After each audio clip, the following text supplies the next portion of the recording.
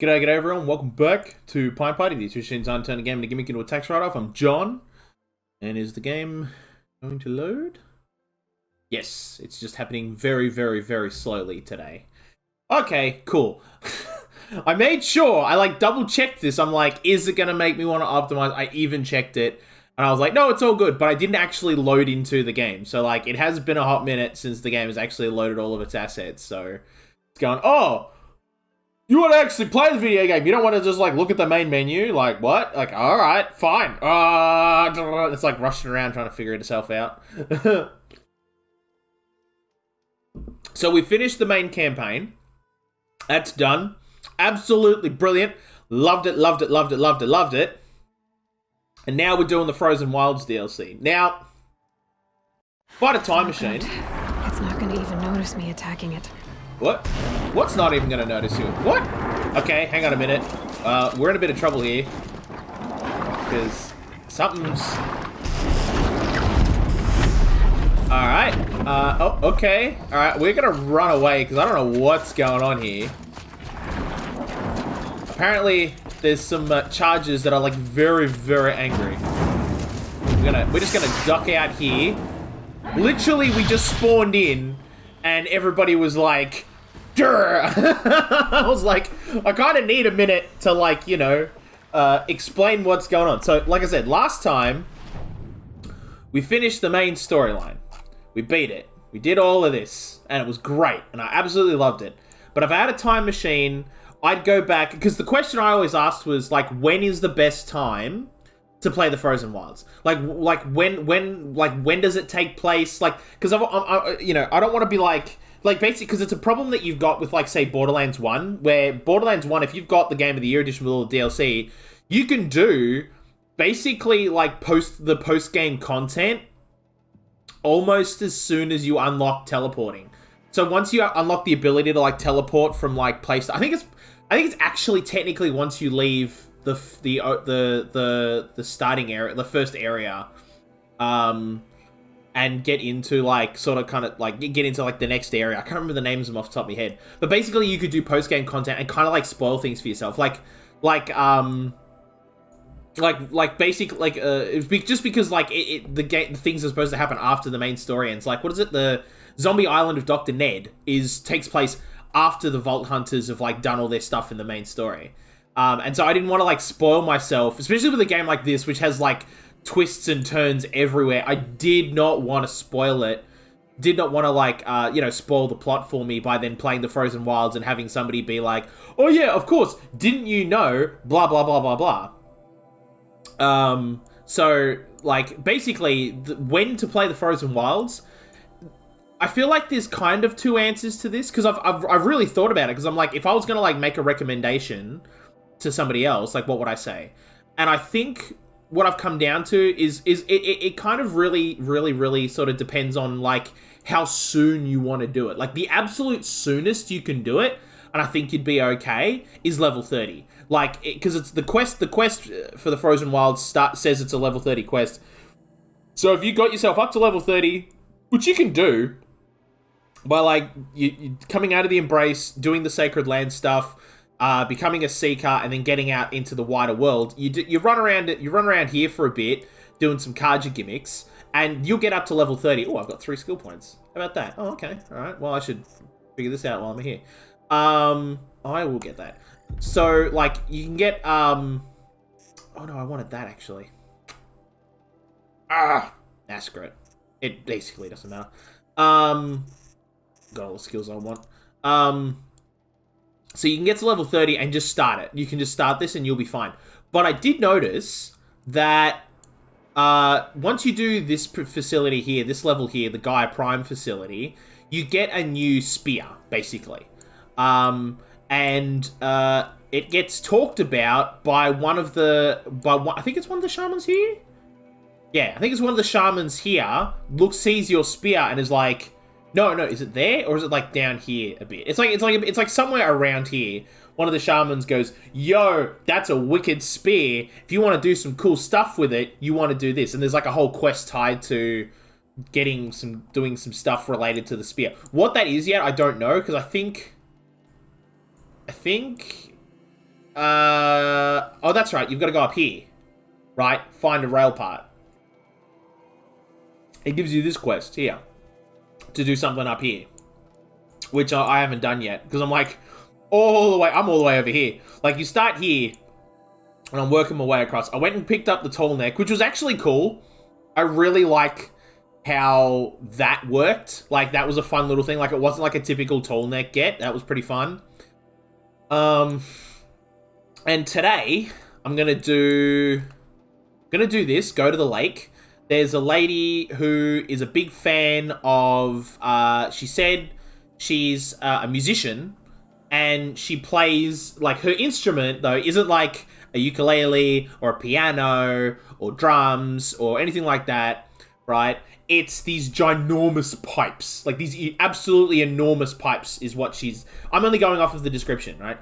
Absolutely enormous pipes that she talks into. Hey, Elias, how you doing, man? What's up? Good morning, actually, if I remember correctly. It's very early over in Norway right now. Hope you had a good night's sleep and you're just, like, getting an early... It's 3... Okay, it is, like... Okay. Anything after midnight and before, like, 6 a.m. for me is stupid o'clock. So you call that's stupid o'clock from there. If you have to get up at that time for whatever reason, like, you say, oh, I have to get up at stupid o'clock for this. I haven't gone to sleep. Okay, well, hopefully, you know, if you're looking for just something to watch to, like, drift off to, like, absolutely, by all means, stick around. Like, you know, you can just lurk and just, like, turn the stream down a bit low. And, like, hopefully, like, just have a little bit of noise there to help you lull yourself back to sleep.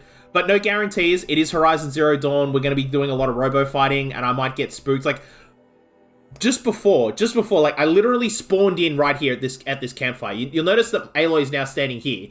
And there's a very good reason for that. Because I spawned in here, and I'm just like, what's up? You know, just hanging out. And then suddenly all the robots were just like, ah! And I'm like, what? I just, like, freaked out, like, immediately. To be honest, I came here to chat. That's cool, dude. Come on in, have a chat too. That's all right. That's all right. I just want to make sure that, like, you know, I'm not taking up valuable time that you could be using to, like, rest. You know what I mean? Like, I want to make sure you're healthy, right? And that's, to be honest, that's it. That's the most important thing, you know what I mean? That you're doing whatever's healthy for you, right? But I got to answer to your question, actually. I was actually just talking about this when you jumped in, Elias. No, I'm just a nighter. Ah, okay, no, that's cool. I was the same way for, like, a really long time. When I say a really long time, I mean up until, like... I want to say, like, 2 months ago? Maybe less. I was a night owl. I literally was. And then, like, I was like, I don't want to be anymore. And I, like, you know, I did, you know, I had to do some stuff and worked on it. And I'm still not great, to be honest. I'm still going to bed at, like, midnight, 1 a.m. But, like, it's better than it was. It's better than it was, you know what I mean? It's an improvement. Anyway, I got to answer a question. I remember because I asked you the question, you didn't know the answer. It was when to play the Frozen Wilds, which is what I'm playing today, by the way. I finished the main story. Woo! It was good. Oh, it was great. Absolutely marvelous, right? And now we're doing... This is all the Frozen Wilds section of the game. And I remember I asked you, I was like, when's the best time? You like, and you said, oh, I don't actually know because I didn't get to that bit. I have an answer. No work because of Corona, so I just stay up for 22 hours and sleep for 10. Bro, that was me, like, from 18 to, like, 24, basically. For most of the time that I was, like, unemployed when I was a teenager and stuff, that was it. Sure, it was me who asked the question? No, I remember I asked you because you said you had, you haven't played it, yeah, I know, but didn't you say that you had it on like, PlayStation? And you hadn't played it yet? You was just, like, sort of sitting there on your shelf? Yeah, you have it. That's what I thought. Yeah. Yeah. And I remember at the time I'd asked you, like, when's the best time to play the Frozen Wilds, and you weren't sure. But I've gone and done the research, and I've got an answer for you, man. I've got an answer for you, my dude.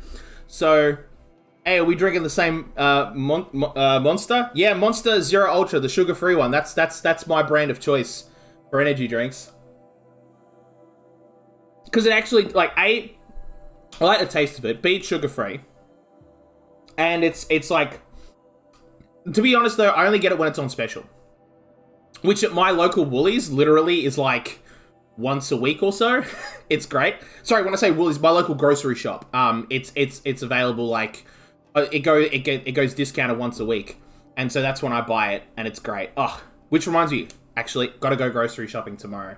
Running out of groceries.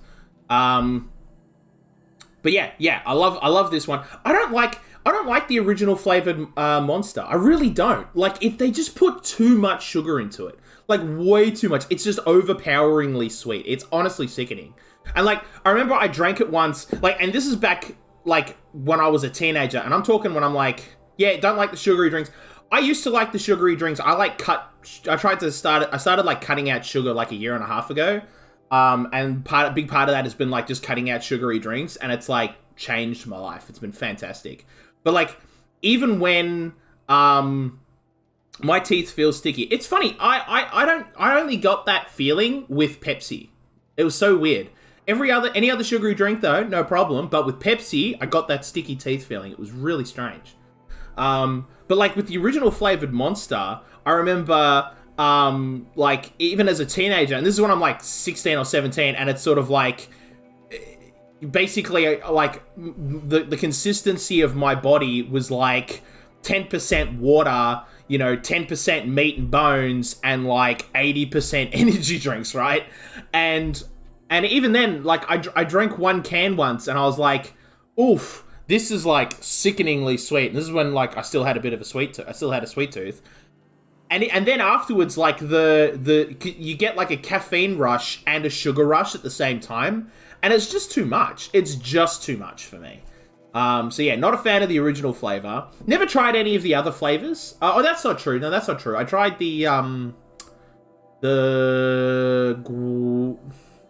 was it guava? No. Might have been. I don't remember. I tried one of their like gimmick flavor ones. And, like, yeah, it wasn't bad, but, like, it was still a bit too much. Do you have Burn energy drink in Australia? Not sure. I don't think so. I'm pretty familiar with energy drinks.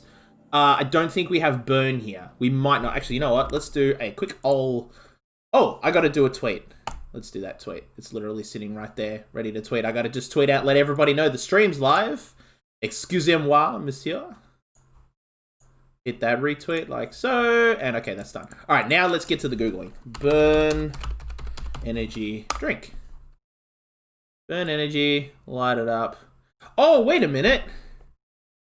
Burn sour twist is my fave. Cool. Ooh, that looks familiar. I just Googled it. Owned and distributed by the Coca-Cola Company. It might be here. I'm not sure. The can looks very familiar. It might have, if it was here, it was here for like a minute. You know what I mean? It's like 100 calories per can. Cool. Yeah, all right. I mean, it's funny. With energy drinks, I'm not... Actually, what are we looking at here? We're looking at like... Okay, so per serving, and servings per package 1... This is like 13 calories, it's saying, or 54 kilojoules if you're like in the civilized world. All right, so yeah. I've never seen it outside of Norway. Really? Okay. I mean, there's a few YouTube videos here linked to it and stuff. Oh, here we go. Burn is distributed in more than 80 countries, including France, Spain, Portugal, Italy, Poland, Hungary, Turkey, Russia, Japan, Korea, Bolivia, Brazil, Afghanistan, and Mexico. And if I want to see the other countries, I'd have to click on the Wikipedia article. And it's like, but we know it's in Norway. I've seen the Top Gear guys drink it. Oh, okay. Yeah, that looks like, yeah, I could see why. I could totally see it. I see that. Yeah, I could totally see the Top Gear guys drinking that. Because it's like, hey, it's got a flame on it, and we like to go fast. Like, I could see that being, like, some good brand synergy for them to, like, do that, for sure. They hated it. Oh, okay. Yeah, I mean, typically energy drinks is a young man's game, Yeah, that's it. They are, yeah, exactly, precisely. So, like, I'm not surprised they didn't like it. What was the energy drink? All right, did you ever try? I'm really curious about your opinion on this. Did you ever try the Coca-Cola energy drink? Like, did that ever get a release anywhere outside of Australia? Were we just the guinea pigs for that? because it was like no good. Oh my god. Like, I saw it, I was like, Coca-Cola with extra caffeine, like, probably just gonna taste like Coke. I was like, okay, I'll try it. And it did taste like Coke, but I don't know, I haven't heard of it. Oh, okay, so Coca-Cola made their, like, own energy, like, their own Coca-Cola branded energy drink, right? And I was like, cool, I'll try this. It was going cheap. Like, it was going cheap, and you'll figure out why in a moment. I cracked it open, had a drink, and it tasted like Coca-Cola, but it tasted like Coca-Cola without any water in it. Like, it was just like the Coca-Cola syrup, and kind of that was it. And without the watering down through the syrup process, it's super duper intense. And it gave it this, like, weird bitter spike, which was just strange. I don't really like Coke. Okay, if you don't really like Coke, then do not try the Coca-Cola energy drink. It's like even worse. It's like Coke squared, you know what I mean? It's like even more intense, and it's not good. Like, even as a Coke fan, it's not good. I like Pepsi Max. I like Pepsi Max too. It's funny, I prefer Pepsi Max over regular Pepsi. Again, it's the sugar. It was just, regular Pepsi had like, it was just way too sweet for me. It was just so like, nah, not about that. Although, where I made the exception, where I make the exception though, I don't know if they ever made it in the Max version, was Pepsi, I think it was called Pepsi Blue. And it was literally like just Pepsi, but the liquid was blue. And I don't know what that is, but like, it just tickled me as a kid. I used to really like it. Like, I'd be fancy about it too, right? I wouldn't just like crack a tinny and go. I'd like open it, get a glass, I'd pour it into a glass. You know what I mean? I would be like a gentleman with Pepsi Blue. And oh my god, it was so good. But I don't know if it was good because I was an 8-year-old. You know what I mean? And like, your taste buds are different when you're a kid. I don't know if like adult John would like drink it and be like, are you cooked, kid John? Because this is terrible. It probably is. That's probably what would happen. But like, oh, Pepsi Blue. Oh, that's got a place in my heart. You know what I mean? That's got a special spot for me, is that one. You know, like, but that ages me because there'd be a bunch of 80s kids who'd be like, no, man, Pepsi Clear is where it's at, bro. Oh, you know, where it's sort of like, you got no color at all. It's just see-through like it's lemonade. And I'm like, I don't know. It's a good gimmick. And I'd buy one can of it, but then that's it. Just because, like, I like having my drinks color-coded. I really do. It's just easy to see what I'm drinking. Alright. I've been staring at this map screen for a while here. Let's go to the lake. And hopefully... Oh, by the way, there's all the enemies that, like, immediately spawned in around the campfire when I, like, entered the game. Oh, and check out my outfit. Look at my fit. Alright, this is this fashion segment brought to you by Horizon Zero Dawn. Look at my glowy suit, buddy! Very, very exciting. Got the Shield Weaver outfit, which is, like, basically, it's like... I'm now Master Chief in Halo. I have a shield over my health bar. It's a good time. Yeah! Oh yeah, it's a good outfit. It's a good fit. Yeah. Very, very... Oh, crap. Okay. Let's be a little bit careful, because that's a big old alligator. This must be the ruin Aloy was talking about. Yep. Moved in. Flooded too, like she said. Yep. Snowballs. Probably came from somewhere further. Follow the river, find its source. Seems simple enough. Yep, let's do that. Okay, so the only thing about the Frozen Wilds DLC that you gotta know is that, like, even though there's a couple new enemies, like, they put in a couple new machines, like, you can see here, there's, like, a few, like, new machines, or 3 new ones, plus demonic versions of, like, already existing, bots that are in, like, the core game. The Scorcher is, like, scary as, by the way. That is, like, frightening. But, like, if you're not careful, yeah, the demonic variants are, like, proper tough. Now, it doesn't look like these are the demonic versions, so I think we'll be okay.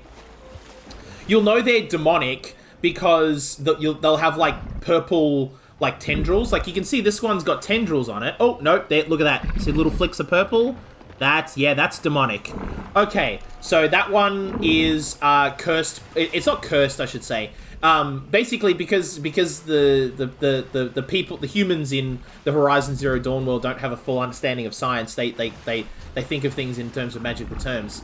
But like, yeah, demonic robots, yeah. But like, that's what humans call them because they don't have a full understanding of science in this. But basically, they're machines that are being controlled by another machine, another like rogue AI, and that makes them tougher than their like base variants, just in terms of like video game like thinking. So we want to be very careful because Snapmaws provide a good challenge, right? Like your bog standard Snapmaw is a good fight. It really is. Like it's a fun fight to take. They're good fun to like fight off if you know what you're doing. But in groups, they can be tricky. Like basically, what you want to do with Snapmaws is you want to go full like Steve Irwin on them and be like, "Whoa, look at this, mate!" And then you want to like grab them, get them on their own, and like deal with them one at a time. But demonic versions, I don't even want to figure out what their deal is because they are just like way tougher and they seem to be kind of smarter too. The shaman's path begins somewhere up above. Oh, and this is where we got to go. There's another quest up there that we got to do, but we're not doing that quest just yet. Right now, we are going to do follow the river. Oh, I got to go that way. Oh, I thought I was going that way. I got to upstream that way. Oh, okay, right. Okay, because I got to follow the river this way. Steve Irwin was so fucking cool. He was an absolute rad dude. And his kids are great too. Bindi and... what's his name? Roger? I think is his son's name? Is it Roger or Richard? Oh, God, I can't remember. Or was it... yeah, it was one of those two. Anyway, they're great. His kids are great too. Absolutely fantastic. The thing that blows my mind is that Bindi's having a baby. That's the wildest thing to me. Like, in my mind, Bindi is like an 8-year-old. But no, she's like an adult with like her... Robert! Oh, I knew it started with an I. With an R. Yeah, Robert. Yeah, Bindi and Robert are great people. They really are just absolutely wonderful people. Very cold. I get it. Yeah, thank you, Aloy. We know. You're used to warmer climates. But yeah, absolutely great people. But like, yeah, the fact that Bindi is like... alligator's jumping him and he was just like, oh, look at this beauty. Yeah. Looks like something the old ones built. Oh, what are you saying, Aloy?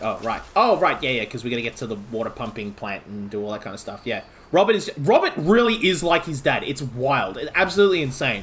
Like, Robert really is Steve 2.0. It's crazy. I mean, you know, I know we always, like, you know, often it's made jokes about, like, you know, parents and children, like, oh, the apple doesn't fall far from the tree. Mate, the apple not only did not fall far from the tree, it just went straight down, mate. It is, like, right next to the tree when it comes to Robert. It's crazy. Okay, where am I going? I gotta get to... oh, okay. Oh, hello. A big old dam. Oh, I thought there was a... ew.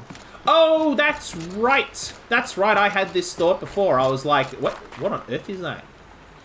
Is that something I gotta be worried about? No, it's just a bird. It's just a bird. It's alright. Calm down, people. Christ is averted. It's just a bird. Calm down. It's all good. No need to have a heart attack. Okay. Grey cat. Grey cats. Okay, cool. Oh, hello. That looks like a little wee campfire over there. I think we've got people living around here. Ooh, alright. Let's be a little bit careful. Also, because, like, this dam is, like, straight up, like 900 years old. And like... oh, somebody wanted in. Nearly blew this entire ledge off just to get through the door. Oh, that's the door there. Oh, wow. Oh my god. Oh my god. See, this is how you know that, like, the humans in Horizon Zero Dawn really don't have an understanding of, like, science and stuff. Because, like, explosions and dams is typically a super bad idea. Bindi Irwin is older than me. I know, right? Right? Alright, how old is Bindi Irwin, actually? This is because, again, like I said, in my mind, she's, like, 10. But Bindi Irwin... oh, 22. Right. Yeah. Okay. Yeah. But, like, she's having a baby. It's insane. I'm like, what? Like, you're just like a fully... you're a grown-up and you're out there and you're living your life and it's unbelievable. Ah. Unbelievable. Oh, okay. It's a thing you gotta do. Oh, alright. This is new. Never done this before where it's been like an instanced area. Okay. Flooding detected. Evacuation recommended. Overflow basin compromised. The overflow basin. Is that the din? Ooh, overflow basin compromised. I don't know a lot about dam engineering, but I know enough for it to scare the living bejesus out of me. And you don't want things to be overflowed or compromised in really any way, because that can get very bad. My ex is having a baby. She's 19. It's weird. Yeah, I remember one of the girls I knew in high school had a kid, and it was like, yeah, wow, all right, that's a thing. I mean, look, yeah, look, it's different strokes for different folks. And like at the time, I remember I was like, that's a bit too young. You know what I mean? But like, I mean, honestly, like different people, like, they have kids at different times, and for some people it works and some people it doesn't. Like, I mean, I remember at the time, the person who, got pregnant in high school. Control center. What happened in here to start the water flowing? Right. At the time, I was like, oh, I think she's too young. I don't think this is going to work out. But honestly, completely surprised me. She, like, stepped up, right, and just, like, became a mum and did the whole parent thing and, like, is raising that kid right. Seriously. Like, she's doing a great job. And completely, like, honestly, like, completely changed my thinking on all of this. So, for me, it's just sort of like, you do whatever's right for you. You know what I mean? Friend of mine became a dad at 16. He's still a good friend of mine, and the kid is awesome. See what I mean? Yeah, exactly. Like, we always, because, like, we have these thoughts about, like, oh, it's a bad idea, because what you see in the media is just the worst of it. The worst examples of it. There must be some kind of code. Here we go. More puzzles. Maybe I should try scanning objects in this area. Yeah, we should, but I want to, like, look around first. No way I'd be able to swim. Yeah, okay, so the water's still flowing, that's good. But yeah, like, where we see the worst of, like, teenage pregnancies and stuff like that, like, and especially because, like, then the media then, like profits off of it, and you get things like, what is it, like, Teen Mum? Like you see that, you saw the MTV show. Might find something. Oh, for God, shut up, Aloy. I just want to, look. Like, be quiet, please. We will get back to the mission in a moment. I just want to enjoy the view. Well, he didn't want to become a dad at the time, but he stepped up and is a great dad now. I want to be a dad now. Right? That's what I mean. Yeah. Like, and so, yeah, for different people, it's a good time. Like, for me personally, absolutely not. I am very barely capable of looking after myself, much less another human being. Right? Like, I'm not even remotely ready to be a parent. And, like, but that's okay. That's okay. Right? Like, it's not for me, and that's fine. Right? And for some people... I could check my focus. See what it sees. Oh my God, Aloy, please. And for some people, like, they never want to be parents too. And I'm like, you know what? Like, that's chill. That's cool. Like, you just do you, right? When it comes to these kinds of things. And like, but part of it is like, if you're going to do it as well, you've got to like accept everything that comes with that. And I feel like that's kind of the important bit. If you can like think through the choice and be like, this is what I want to do, and I have thought it through, like, then go for it. You know what I mean? And you're, like, prepared to accept what comes, like, go for it. For me, that's what it is. But I'm kind of like an uncle for my friend's son. Yeah. But there's a difference. There's a big difference between being, like, the cool uncle or, like, the cool older brother, which was the case with me and my youngest sister, and, like, actually being a parent itself. Like, it was great, like, because my mum I've got two other siblings. I've got, so I'm 27, I've got a 26-year-old sister, and a 13-year-old sister. Now, when she was born, like, the youngest, I was like, yeah, I was a teenager, and, like, it was cool for, like, to like, play with the kid and like, do all that kind of stuff. But the second like nappies needed to be changed or anything like that, it was sort of like, no, I can't handle this. Right? Because I was a dumb teenager. Anybody who looks at me and goes, oh my God, you can't do that, like that shit. It's like, yeah, because I was still a kid myself. Okay, like, yeah, I wasn't prepared for it. I'm barely prepared to do it now. Like, as a 27-year-old. So like, come on. But I love child stuff like trampolines and sandboxes. See, I would argue that, like, that's not kid stuff. Like, people associate it with kid stuff, but, I mean, trampolines specifically, like, I remember my gym teacher in high school was an Olympic trampolinist. And they like did that at like a high level. And then sandboxes. I mean, sandboxes is just sort of like, you know, for me the difference. A sandbox is no different to like a planted box. You know what I mean? Like a little garden. It's just like you bring a piece of the beach and you put it in your backyard. And then you look at like actually, I don't. Well, okay, that. Maybe this is just a kind of maybe a uniquely Australian thing, but like every year in Sydney here, they have like sand sculpture competitions, which they got. This year's one has been worked a little differently because of COVID, but like I think it still ran. No, it got postponed. It got postponed this year's one. That's right. But like every year, people come out and they build these like giant sand sculptures, and it's wild. It's great. Well, I went to school for health and communication. So I know to work with children, and I've worked in kindergartens. Yeah, cool. Like, yeah, absolutely. You know what I mean? Like, yeah. So you know, but like, even if you didn't have all of that stuff, right? Like, you know, you don't need all of that stuff to like be a good parent. And like I said, the example that I point to is my friend from high school, and you know, like she's out here living a normal life, raising a good kid. Doesn't have any of that sort of stuff, but at the same time, like it doesn't hurt. It certainly doesn't hurt. I just really like kids. Absolutely, man. Yeah, for sure. And you know, like that's fantastic. And I think we need more people in the world to like, you know, look after kids. I think it's a really good thing to have. I think it's something that gets undervalued. Honestly, like almost to a criminal degree, it gets undervalued in our society because.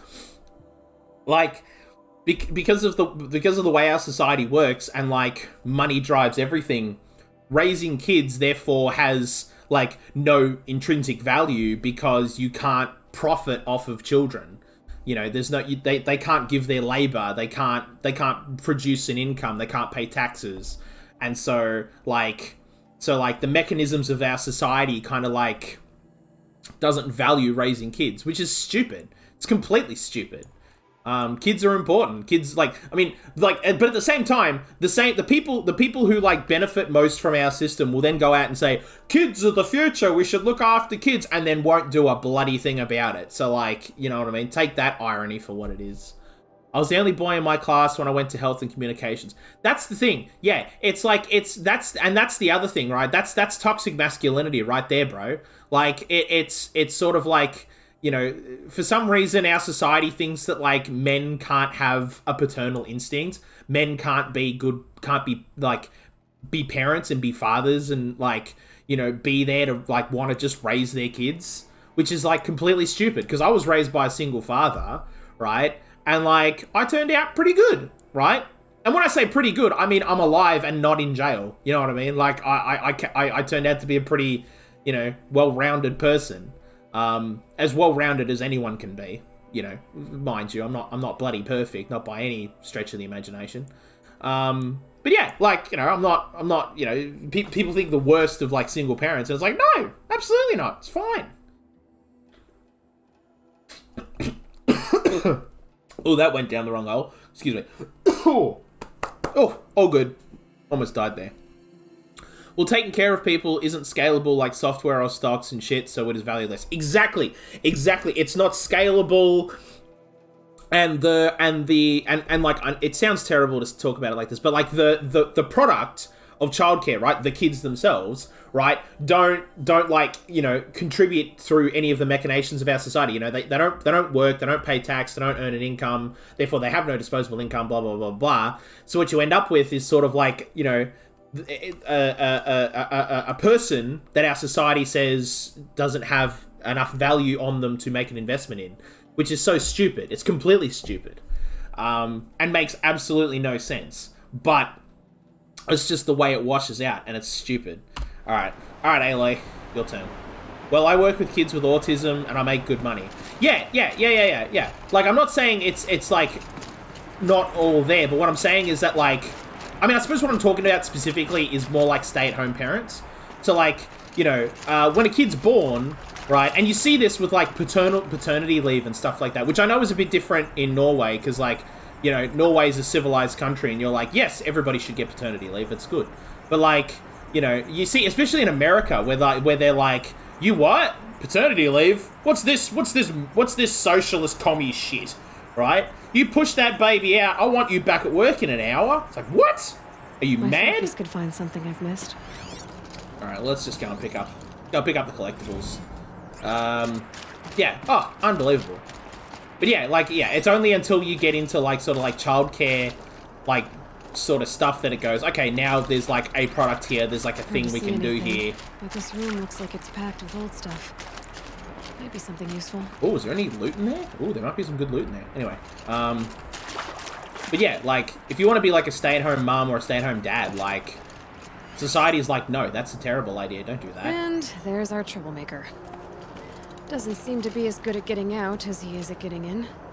Oh, okay. Oh, we got a name and everything. Alright, so his name's Gildan. So wait, so can I look at this? Intake tower malfunction. Drainage system offline. Oh. That's probably not good news.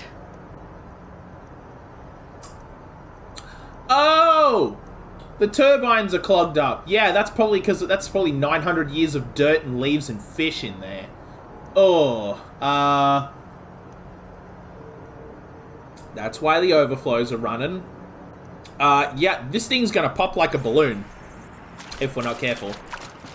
Maybe my focus will see something. So while I'm paid by the state, so it's not profitable for anybody but me. Yeah, exactly. Like it becomes like a thing the government's got to do. Which I should be able to shut this place down from here. Oh, okay. They want us to, like, literally just do it all here. Okay. Yeah, like, it's a thing that, like, governments have to, like, do. But it's, like, for some reason, it's a thing governments are loath to do. It's like, mate, you're the government. Like, your whole job is to look after people, right? Like, you're kind of there to just kind of deal with that kind of... That's, like, the whole reason why we do this. You know, that's how society works. And, like, you don't want to do it. It's just, maybe that's just Australia, though. I don't know. I could use my focus to look around. Okay, let's examine these Most of the schematics. facility is underwater. How did this happen? Alright, examine the control panel. Is that the control panel? Or is it... No? Is there another control panel somewhere? Free, hollow, physical interface system for controlling water level. Okay, so can I, like, click on this? Ah, right, I wasn't standing over the trigger. Australia is a good country, though. Australia is no, we are a good country. Like, seriously. Like, we are. But, nobody's perfect. Nobody is perfect, right? And there's always room for improvement. And that's certainly the case here in Australia. Like, there's room for improvement, for sure. And I think one of those is kind of like, is something like childcare. Like, I think we should do more to look after, like, childcare workers and stuff like that. And, like... you know, make it easier for parents to, like, look after, like, raise their kids. Because, like, that's kind of, like, the whole reason why... Because that just leads us back to the basis of human nature, which is to propagate. And it's sort of like, if our society doesn't allow us to do that, then basically we're going against... we're going against the very nature, the very core nature of our being. And that just makes no sense. It's like saying to a bird, you can't fly. It's like, what? But what the hell have I got these things here for, mate? You know what I mean? It's just ridiculous. Check the area with my focus, maybe. Alright, let's check this control panel. Shut this place down from here. Ugh, someone made a mess of this. If I had the right parts, I'll bet I could get it working again. Okay. So now I've got to go looking for parts. Because somehow Aloy's developed an understanding of... Oh, right, there's the... lock positions. Brilliant. Helpful. Can I just get over here? And can I unlock this? Or no, I can't because I'm missing... Yeah. Piece is missing. Not getting in here without it. Right, okay, so I gotta go and find a power switch. Well, I know a guy who has almost the same job as me, but he lives in America and makes almost nothing. Oh, mate. Yeah. Oh, don't even get me started about America. Oi. When it comes to that, like, basically any word that begins with social, besides social media, for them is, like, taboo. Because America. Focus could turn something up. Wait, is there anything else in this room? What are you talking about? What are you talking about? There's really nothing else in here. Oh, wait a minute. Does it want me to... These wires must run to the power source. Yeah, okay, and it goes to there, which opens this. Yeah, okay, I understand all of that. I just gotta go through this door now, no? Yeah. Seal integrity maintained. Mate, there's a dirty great big hole in it. There is no seal integrity here. I'm telling you right now. I've become trapped somehow. Like that. I've become trapped somehow. I don't know how. I'm pleased to hear another person stomping about in here. It's like the door is stuck. Wow. Oh, wow.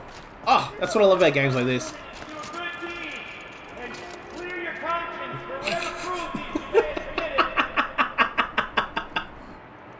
Unless you're not one of those snack moths I saw outside, are you? But I love that, like, I can tell you right now. You tell me. Would you? Yeah. I love that, like, I haven't seen this person, but all I've seen is their outline. Probably couldn't fit through the door. I'm telling you right now, they're an Osserum, right out of the gate. Just because they said by the forge. And that's what I love about this game, is that those little details. You're either here to rescue me, or you're an uncharacteristically small and clever snap moth. I kind of just want to sit here and listen to this guy rant. It's great. Imagine you entirely. Here we go. On the off chance you're not the result of my skull going soft, little help? I kind of just want to keep listening. I love listening to this guy. This is great. I don't wish to rush you, potentially imaginary rescuer. Take your time, of course. I'm happy to accommodate.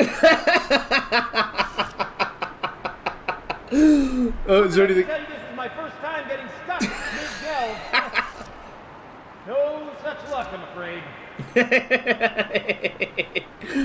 Well, I want to see how this narrative plays out. Usually I have to get myself out of these predicaments, so you can imagine my relief.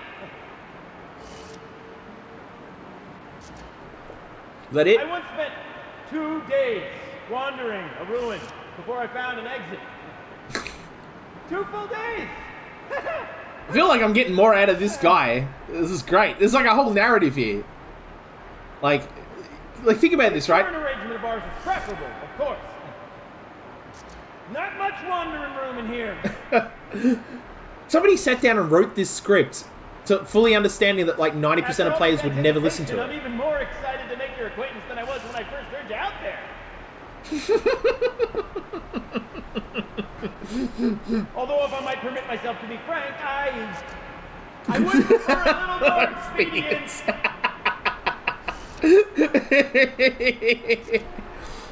Oh my. I've Okay, and now it's looping. Okay, so now it's looping. Alright, let's just do this. Okay, here we go. Hello, Osram. Are you alright?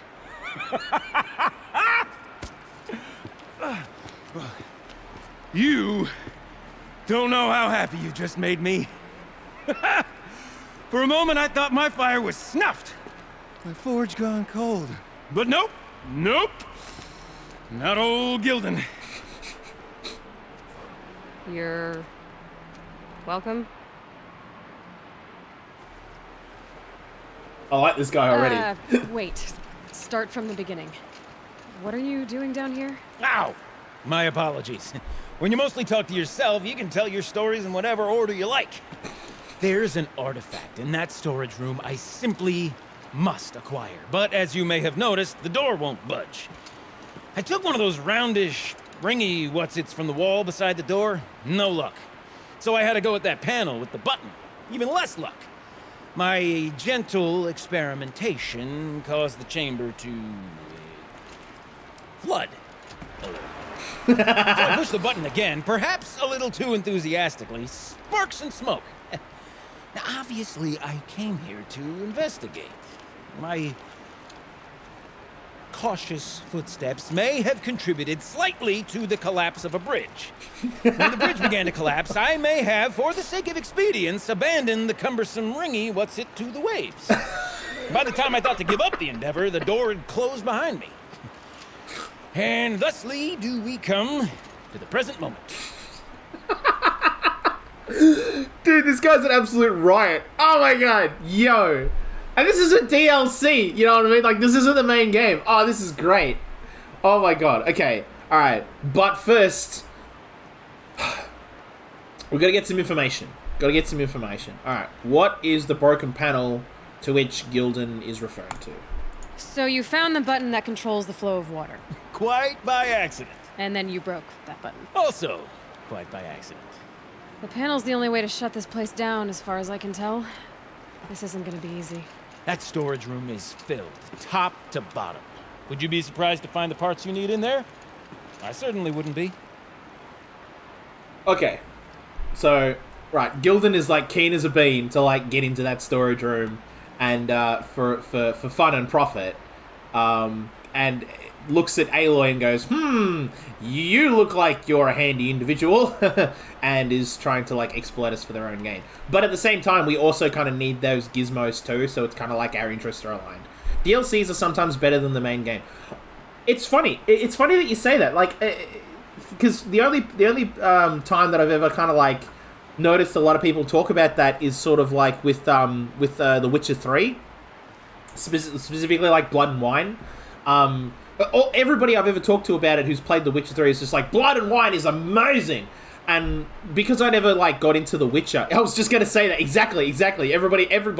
I think Blood and Wine even won a BAFTA award. Like, it even, like, a DLC won an award for video games. It was insane. I know it was a Game of the Year contender. Yeah, I love The Witcher. Yeah. I want to get into The Witcher. Okay. Actually, if you love The Witcher, help me out here. Right? I really do want to play The Witcher. I really do. But the problem is that, like, the first game, I've got the first one and the second one, but the first game is so old at this point that, like, it's a pain in the ass to get running on a PC. The first 9 to 10 hours is boring. Okay, so it's not just me. So it really, because I was going to say, that was the other bit, is that when I got into the first Witcher, like, just play the thing. Do you reckon I can? Like, do you reckon I could just skip 1 and 2 and just go straight to 3? Is that, like, a thing you can do? Because I'm like, okay, all right. Let's do a Google, mate. Have I got The Witcher 3? I swear I bought it. No, I've got 1 and 2. Right. Yes, I do have the enhanced edition of... I've got Witcher 2. I've got The Witcher 2. Can I... Like, is it worth playing The Witcher 2? Yeah, the first one isn't necessary. I mean, I played the start of it, and it's like, okay, you know, you're a Witcher, society thinks you're a bit weird, like, got it. You know what I mean? I feel like that's kind of like the core premise there. All right, let's go to Steam. Witcher 3. Wild Hunt. Damn! It's still full price. Okay. Oh, okay, what's Game of the... Okay, hang on a minute. Game of the Year edition, which is like $80. Brings the base game and all the additional content. Well, because you got to get all the additional content, don't you? Like, you got to get Blood and Wine, Hearts of Stone, and all that sort. Yeah, with additional storytelling and new features and blah, blah, blah. Yeah, okay. Try G2A.com, save a F-load of money. Yeah, no, I'm not comfortable with G2A. Like, I'm just not comfortable with key resellers and stuff like that.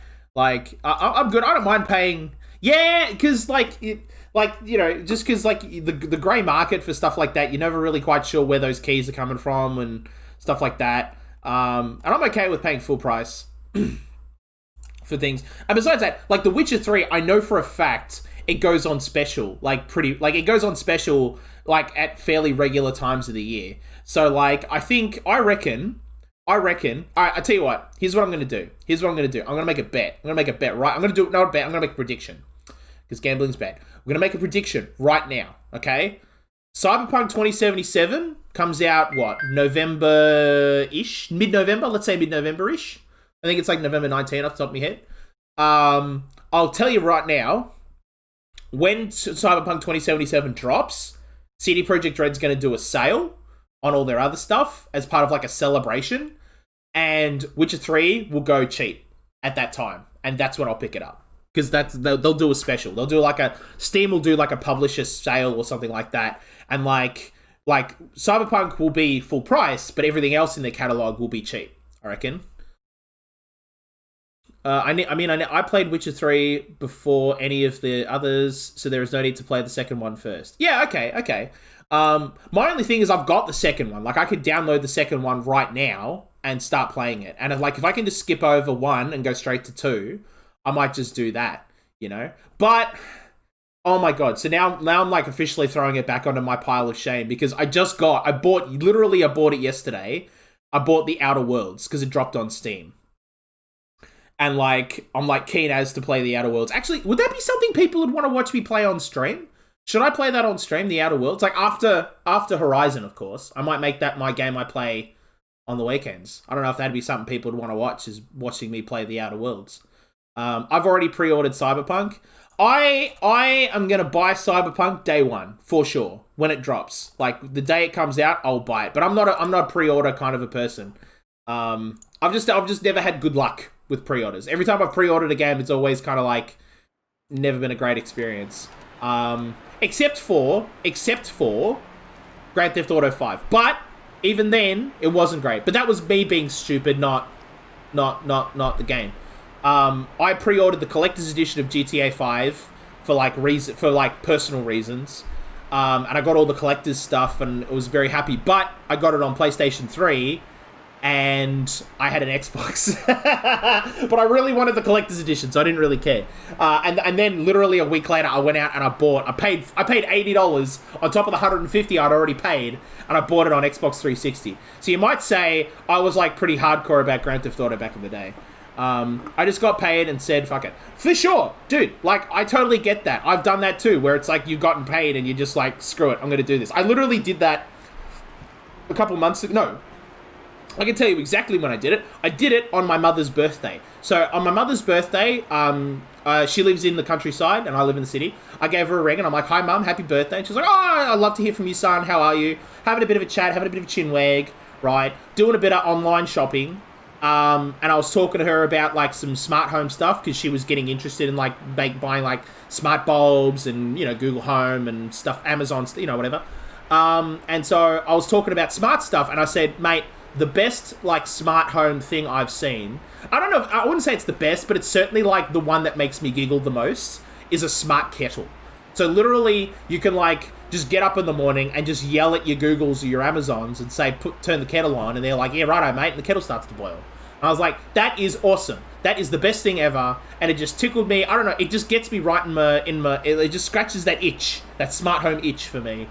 And like having that conversation, and I was like, you know what? I literally just got paid. I'm going to buy it. I'm going to look at it. I looked at it on the website and it was on special too. So it was on special. I got paid and I'm talking to my mum about this thing. And I'm like, you know what? I'm just going to buy it. My mum was like, mate, straight up, just buy it. And I did. And it was, it's been such a good purchase.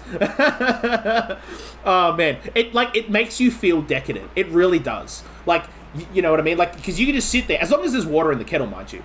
As long as there's water in the kettle, you can just sit there and like be a lazy bum and just kind of like, it's kind of like, you know, calling forth your waiter. You know what I mean? Going like, you know, sort of a thing. You can go, you can just say, you know, wake word, put the kettle on, turn on the kettle, or put the kettle on, or you know, or you could customize it. And just be like, you know, hey bro, coffee me. and then your smart device is like, okay, you know, turning on the kettle. And then you hear the kettle start to boil and it's great. I feel like every old lady in England should have a smart kettle.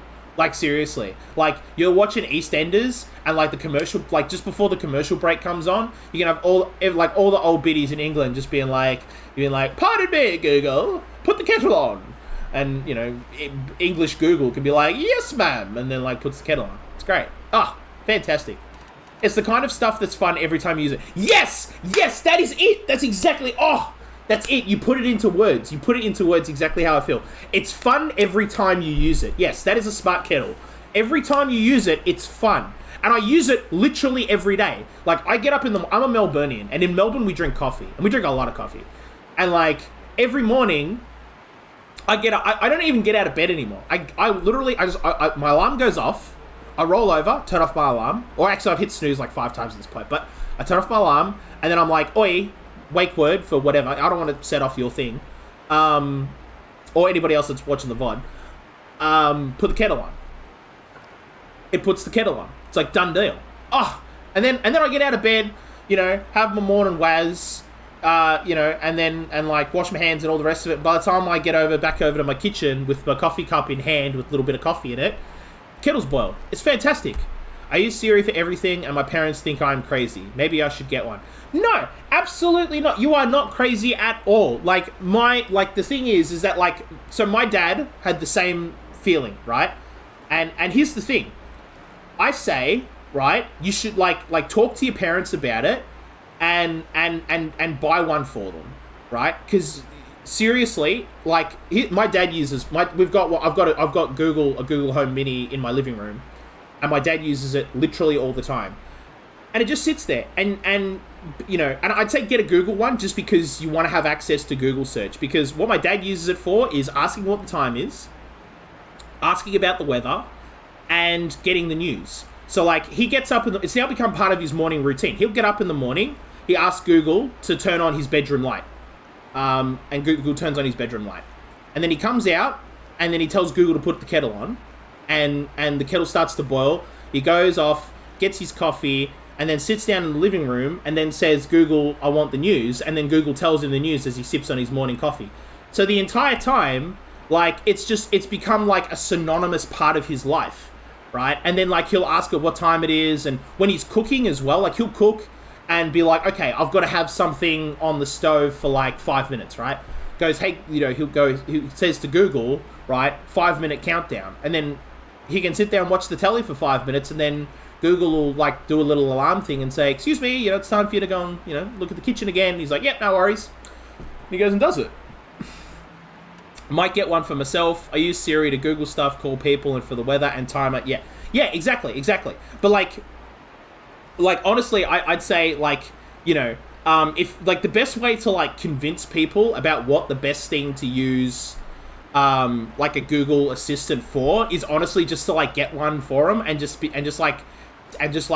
let them use it. You know, I feel like it's one of those things it's really hard to explain it to another person if they've never used it before. It's sort of like, you've just got to try it for yourself and kind of, like, trial it in your life. And that's why, like, the first one we got was the Amazon one, the Echo, and we got that as a hand-me-down from my uncle, because my uncle had gotten the Apple one, which he switched over to Google, because apparently the Apple one's atrocious. And that's coming from my uncle, who's, like, a massive Apple fanboy, and he doesn't like the Apple one. But, like, that's what he switched over to, so he gave us the old one, his Amazon one, and that used to be in the living room. And even though Amazon it's not quite as sophisticated, like, it doesn't give you, like, access to, like, Google searches and stuff. It's, like, absolutely fantastic for, like, introducing people to smart home stuff. I have an Apple Watch. I bought an Apple TV for my mum, and it took some time for her to like it. It takes time, for sure, but, like, I found that, like, yeah, once you start to use it, after, like, a week or two, you then kind of feel a bit weird about not having one. Like, it's sort of, you start to struggle to imagine life without it. It kind of really changes, like, your whole world on that sort of stuff. It's good. It's good. I mean, it's not perfect. Like I said, there's still some big issues. Enormous gaping issues with, like, smart home tech. Specifically as well around security and stuff. But, like, it's getting better. People are starting to wise up to, like, needing to secure Internet of Things.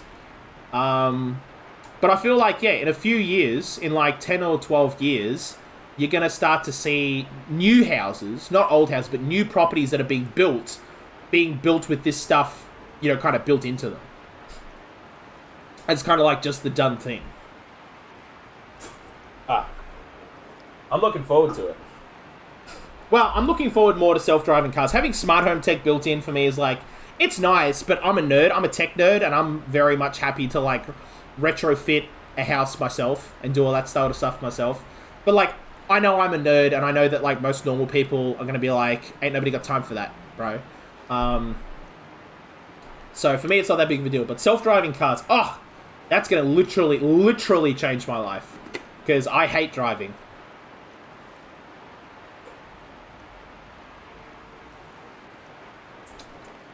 I have a Tesla, and the autopilot is super fun. Autopilot's good. Autopilot is dope. I've seen a lot of videos on it. But I mean, once they go, like, fully autonomous, where, like, you could jump in the back seat of the car and just tell the car, I want to go to, like, Jimmy's house. I don't know who your Jimmy is, but Jimmy is, like, my go-to name for, like, imaginary people. I want to go to Jimmy's house, and your car's like, yeah, righto, mate, and then just, and off it goes. But I have to touch the wheel all the time. Yeah, because it's autopilot. Like, it's not full self-driving. Like, it's like, it's an assist. It's not like, it's not like, yeah, it's not, it is an autopilot in that way. Like, even in an aeroplane, like, the autopilot, you're supposed to, like, kind of keep your hands on the thing. Because it's not perfect. So, yeah, like, that's what I mean. Like, once that goes full self-driving, which is what Elon's calling it, that'd be great. I only trust it on highways and main roads. That's exactly, you're doing exactly the right thing, my dude. That's what Tesla recommends. They're like, only use it on highways and main roads. But I like driving as well. Okay. So yeah, for sure. Like, I get that. Like, if, you know, when you like driving, like, then using it on highways and stuff makes sense, because it's like, you're mostly just driving straight and it's pretty boring and monotonous anyway, so you might as well let the car kind of like pick up some of the slack on that. Like, I get that. Like, cruise control. Like, I get that. Yeah. But, like, yeah, if you like driving, oh wow, an old Ford, and I like driving manual. Damn! Yo, you aren't kidding. You are like full on. Oh man. I feel like that's a rare thing, because I learned how to drive a manual. Like, when I learned how to drive, the first car I learned how to drive in was my mum's Daewoo Lanos, which I love that car, by the way. I love the Daewoo Lanos she had. I don't know what model it was specifically. It was a Daewoo Lanos. She bought it in, like, 2001-ish or 2-ish or something. So whatever the Daewoo Lanos hatchbacks were of that year. Fantastic. Oh my god, one of the best manual cars I've ever driven. To be fair, it's also the only manual car I ever drove, so, like, take that for what it is. But you have to learn manual to get a license in Norway. Oh, okay. See, that's not a thing in Australia. See, in Australia, you have to, if you want to get you can get a license with only an automatic, but on your license, it says you are only licensed to drive automatic cars, which means you're not allowed to drive a manual if you have an automatic license. If you have a manual license, you can drive any car you want. But yeah, here in Australia, they just like set it up so that sort of like, if you learned on a manual, if you learned on an automatic, and you know you're gonna only drive automatics, then no worries. And also because of the way the car market in Australia is going, mostly automatics have like basically all but taken over, so like it's kind of not that big of a deal anymore. I got my parents' Ford when I was 18, so I got good with manual, and then me and my GF got a Tesla. Oh my god. Remember that Daewoo Lanos I was telling you about? My mum sold it to some guy. I don't even know who it is, but she was gonna give it to me. That was gonna be my car. Like, she was gonna like, that was gonna be like, you know, when I turned 18, she was gonna give me that car and she was gonna get another one.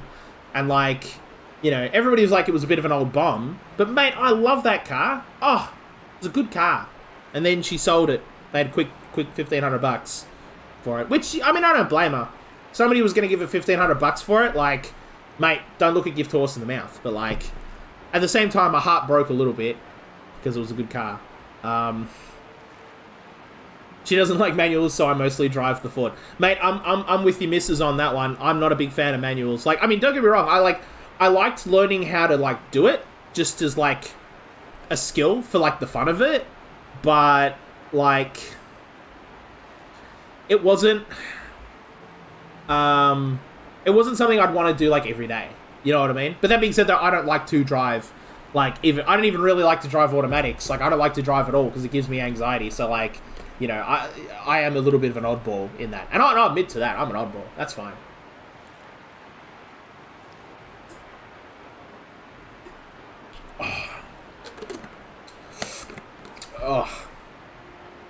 Oh, right. And meanwhile, Aloy's just standing here being like, okay, so we're gonna talk to this guy or what? It's like no, Aloy, I don't really think of the gear changing. Neither does my dad. I mean, my dad's been driving since he was like, technically he's been driving since he was 14. But like, I mean, he got his license at 16, which is like and so was it his learners? Yeah, his learners at 16. And so, like, yeah. And back then, this is like, that was in the early 70s. So, like, yeah, it was all, manuals were all there were. And so, yeah, for him, driving a manual was like, you don't even, yeah, exactly. You don't think about it, you just do it. And that was for him. The only time, really, I mean, and you'll know what I'm talking about. The only time he like, thought about gear changing was when he got into a different car. And, you know, obviously it's a different car, it's got different quirks, like, you kind of got to, like, change your muscle memory up to, like, when to shift gears, because every car's a little different. Yeah, exactly.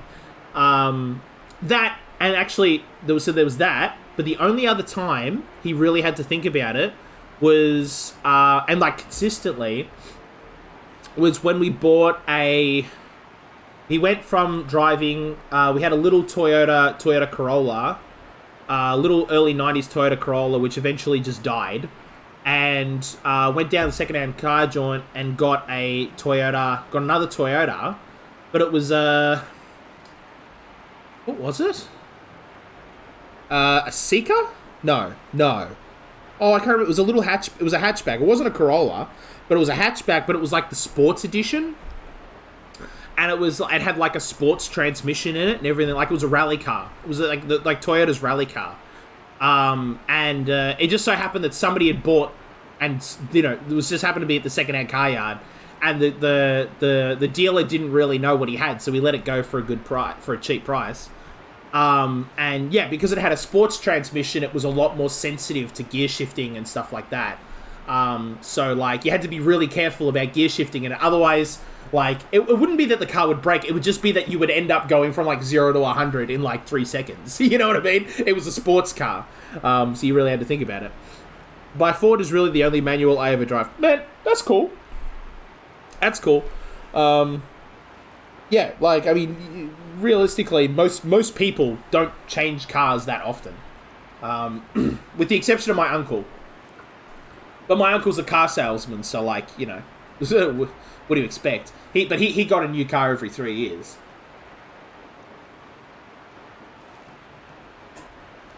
He did that whole middle class thing.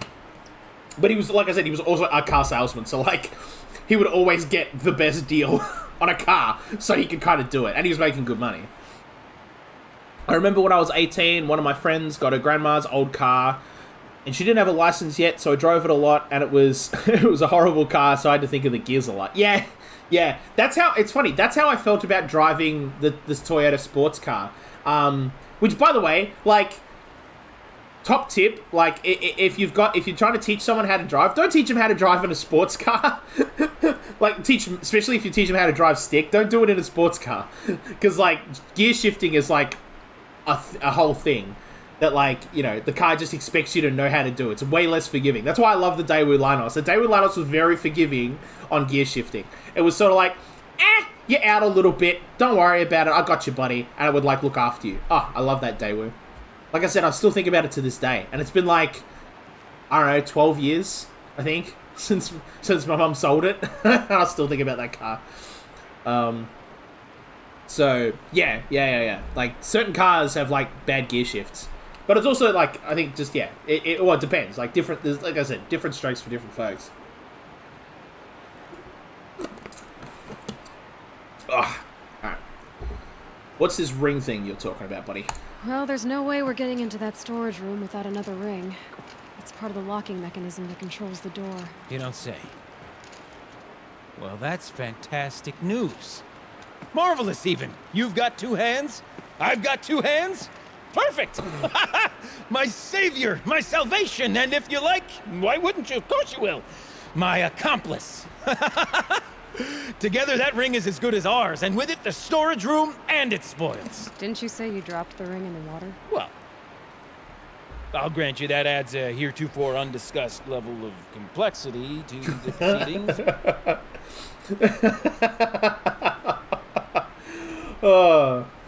I like this guy. This guy's out there. This is great. You said something about an artifact? Indeed. That storage room is brimming with treasures from the old ones, but one in particular caught my eye. An intricate looking glass. I've only seen one such device before. My old mom brought one back for me from wherever she'd gone to that time. I remember holding it, staring into its face, seeing myself and my mother just over my shoulder, smiling. And one of these looking glasses. It's in the storage room. Oh, yes, I'm quite sure. I peered into that dim little chamber, and there it was. I've wanted to find one for so long. Yes, this time I'm sure I have. Oh, I feel like that story was a little bit of fibbing, I think, but like, you know, that's cute. I remember when I got my Tesla like 2 months ago, I slammed on the brake when I got to a roundabout because I forgot it was automatic and I thought it was the clutch. Yeah. My dad, you're not the only one. My dad did that for the first time. We got a when he sold.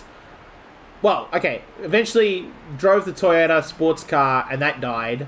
It didn't die. The oil pan on it kind of cracked, and like that was the end of it. So got rid of that and bought a what was it? Oh, what is it? A Mitsubishi. It was a Lancer. No, was it a Lancer? Not the sports car Lancers. The sedans, the 4-door sedans. I can't remember which Mitsubishi it is off the top of my head now. But we bought a Mitsubishi, and it was an automatic. No, not an Outlander. No, it was not a 4-wheel drive. It was a regular sedan. My mate in high school had one, and he was absolutely in love with it. But it was also his first car, so it was sort of like, you know, first love. Oh, what was it? Was it a Lancer? Oh, God, I'm going mad here. Hang on a minute, I'm going to Google it real quick. Mitsubishi.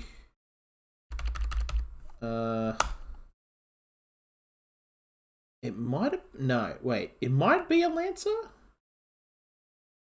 But it wasn't the Evo, like not an Evolution. Just your regular Lancer. Let's have a look at the Wikipedia. And I think it was a late 90s one.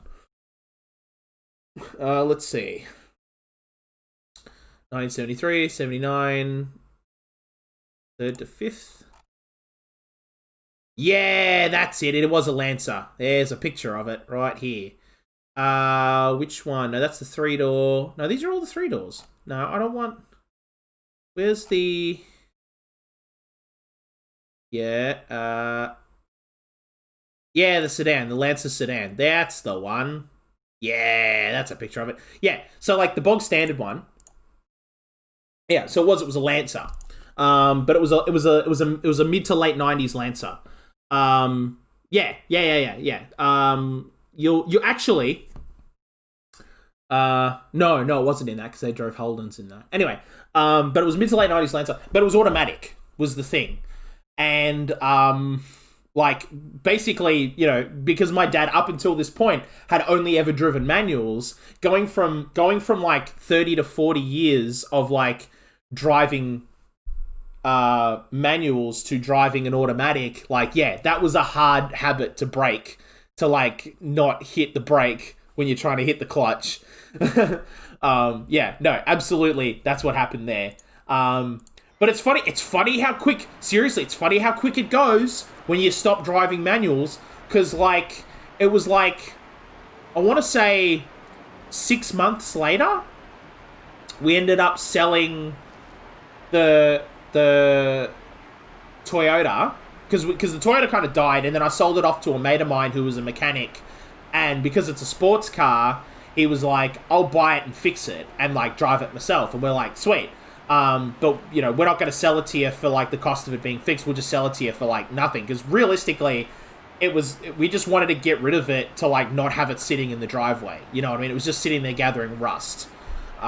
So it was sort of like, you know, it was just like cheaper than getting a tow truck to get it over, and more profitable. He's going to give us more money for it.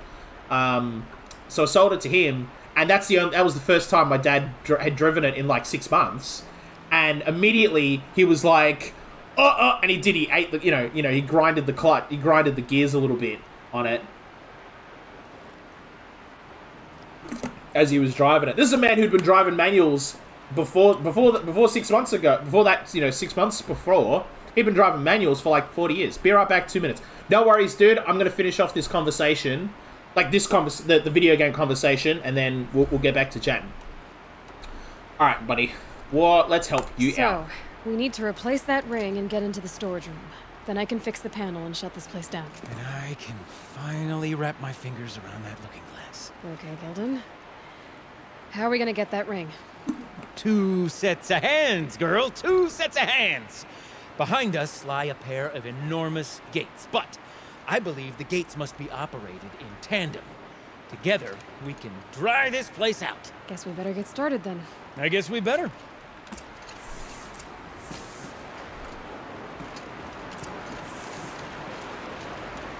All right, Gilden. Let's do some teamwork. Up ahead, girl. See the valve? Time to put our hands to use. I'll take care of this one. There's another valve on the other side to lock the gate in place. Would you mind heading across and doing the honors? Okay. I gotta go up here then. So I gotta get over there, but I'm guessing... Yeah, we gotta go... I think we gotta take the long way around. Oh, yeah. Okay, so there's a path through here. You know, I'm reminded of a delve I undertook out near the plain. A stone ruin, cloud hollow, and lake wire. There's been 13 levels on that monstrosity, but no wall. Just great stone columns bearing the weight of the level above.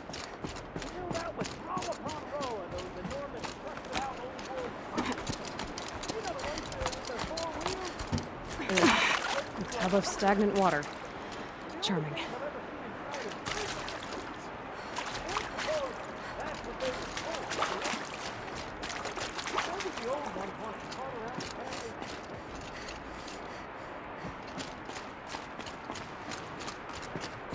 Okay. Marvelous! You made it! Now grab that valve and give it a spin. On it. A little more now, and I should be able to get the blasted gate moving. There. You should be able to lower the gate. Huh? Right you are! Now, when I get this gate down, you'll need to turn the valve again. Ought to lock this thing in place.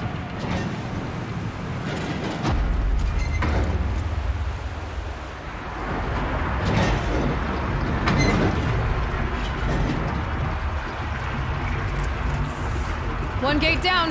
Halfway through then, aren't we? To the second gate!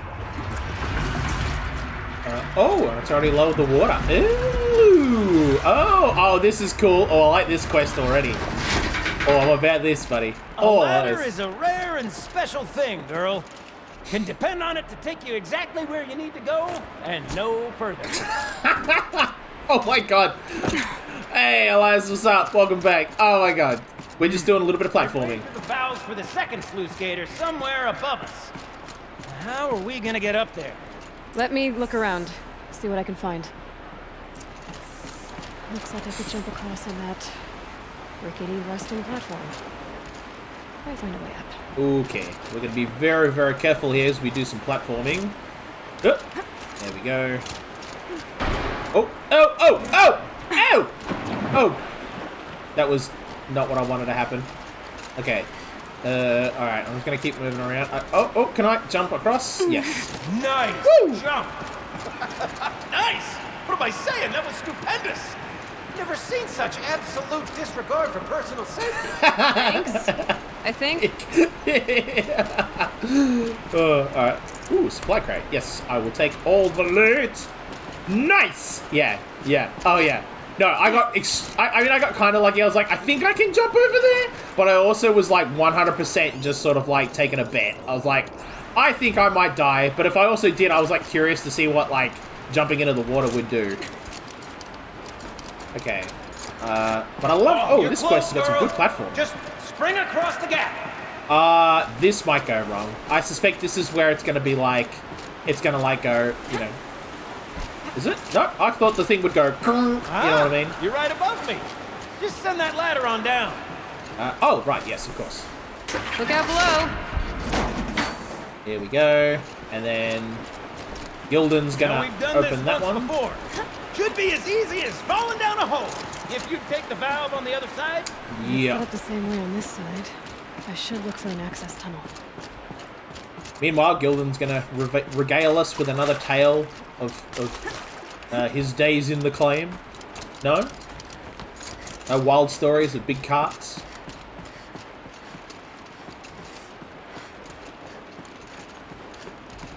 Hang on a minute. I thought I was gonna see... There's another entrance into this. There's two vent entrances. Where is... Oh. Nope, I'm just hallucinating. Never mind. Never mind. Alright. Oh, also they fixed the camera problem.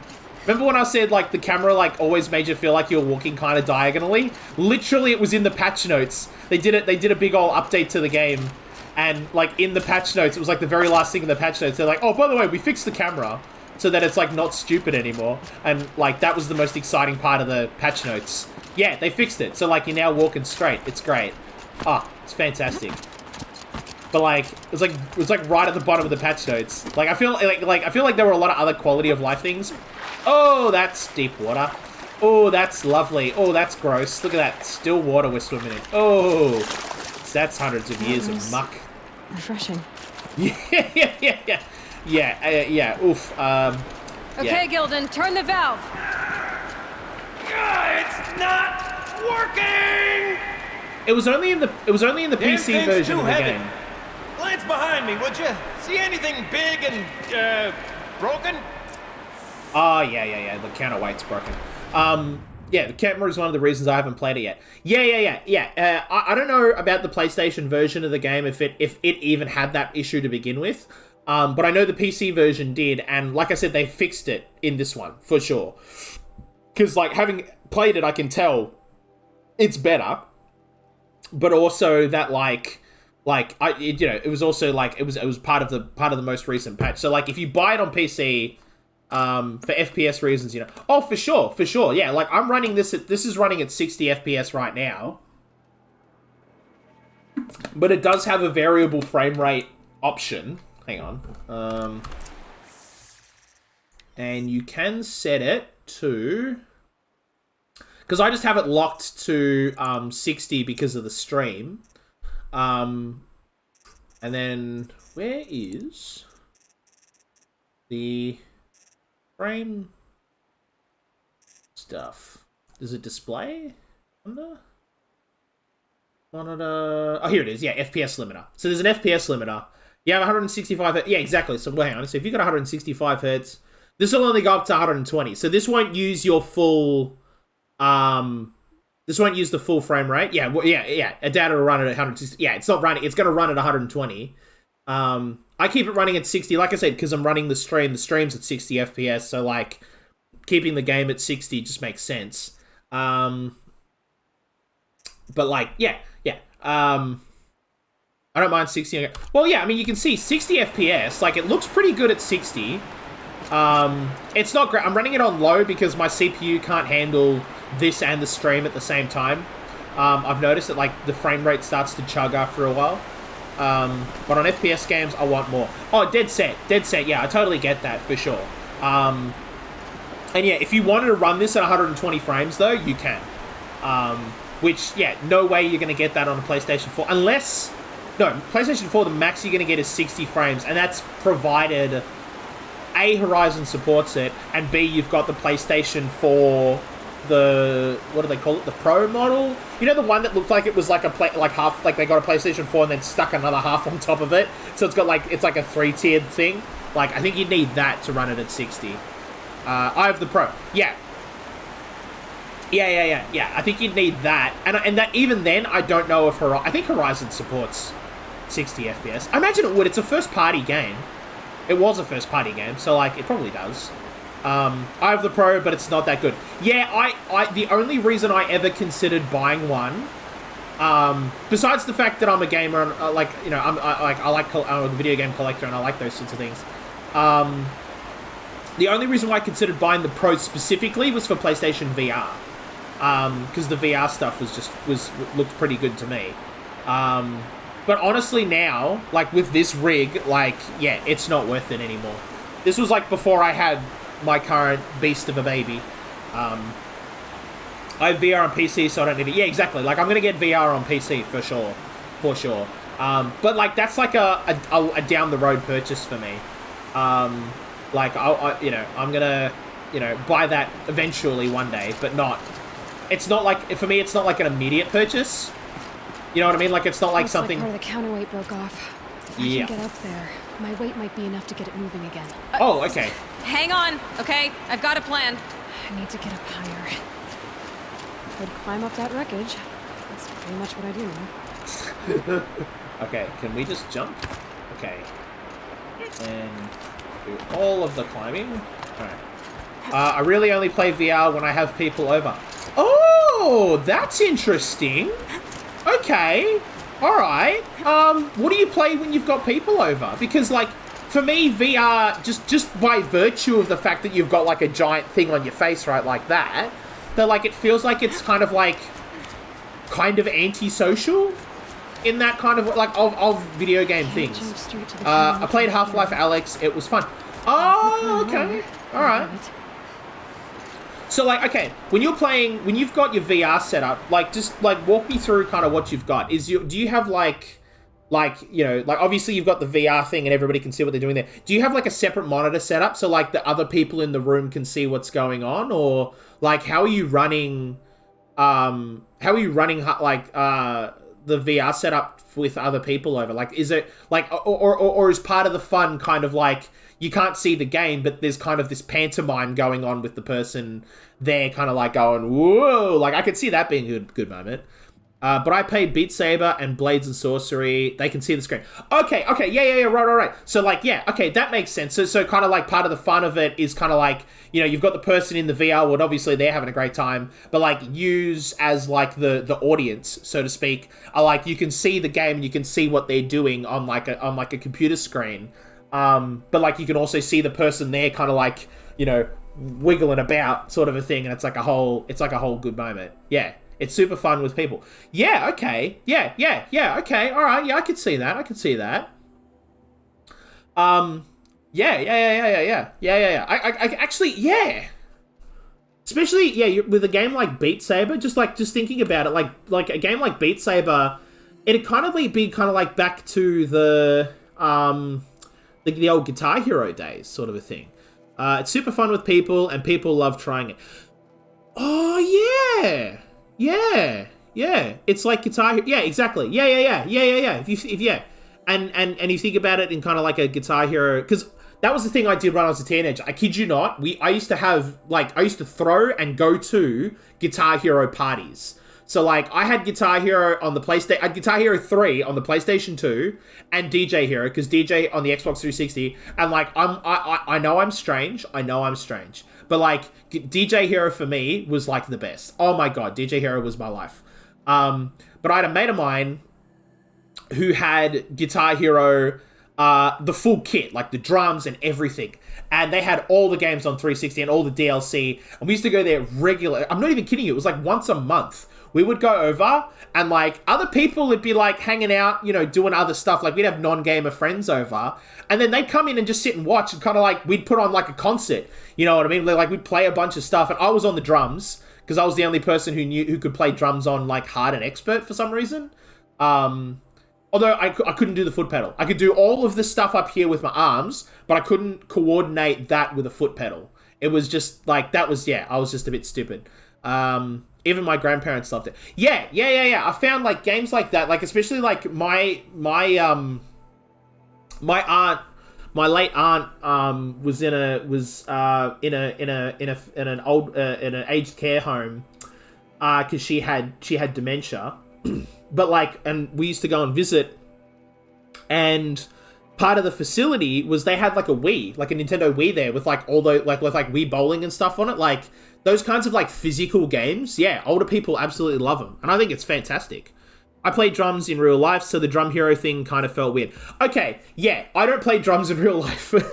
No, absolutely not. I'm absolutely not that well coordinated.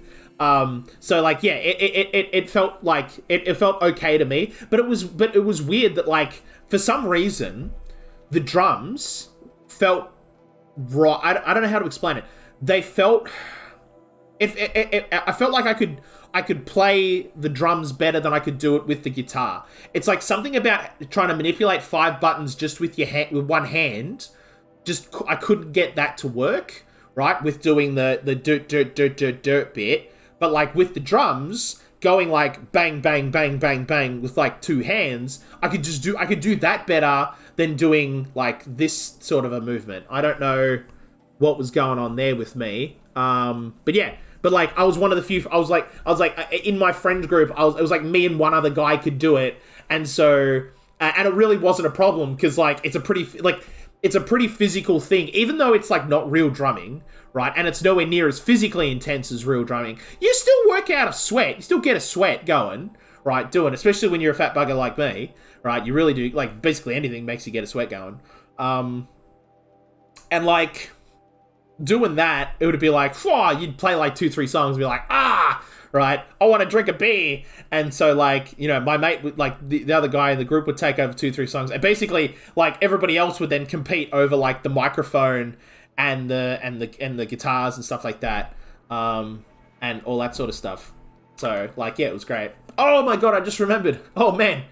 Now all these memories of like all these Guitar Hero parties I used to go to are coming back. Remember there was another friend group I had, and I went out to their place, and they had, like, they didn't have all of the Guitar Hero stuff. That's right, they were a Rock Band family, and they had Rock Band Metallica. That's right, they had the Metallica thing. And like, that was how I got into Metallica. It was through Rock Band that I got into Metallica. I wasn't a Metallica fan until Rock Band. It's crazy. Most of my friends have VR as well, so we all play Minecraft VR or Pavlov Zombie Mode VR online, and that is super fun. Minecraft VR.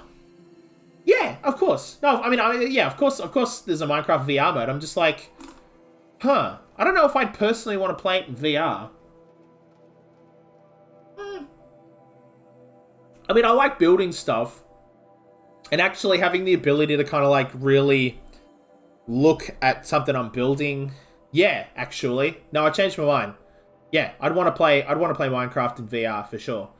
Especially for what I like to do. Like my mates, I've got 2 mates of mine who I play Minecraft with, and they go off and have adventures, you know what I mean? Like they went off and fought, they went off and like did all the stuff to get to the end of the Ender Dragon, and they're like gearing up to fight a Wither right now and all that kind of stuff. Meanwhile, me, right, I like stay back at our like main base, and I just built it up. Like I built like big towers and villages, and I built a basketball stadium, and then one of my mates was like, "Hey, we need more wheat." So I'm like, "Okay," and I built a redstone automatic wheat farm and stuff like that. And I gotta get back into that redstone wheat farm, man. There's like a few more tweaks. Like it's just like 1 or 2 more little tweaks here and there, I reckon, and I've just about got it nailed. I think what I need to do is build another corridor. I think I just need to accept the fact that it's not quite as efficient as I want it to be, just because water physics aren't working out in my favor for it. Anyway, doesn't matter.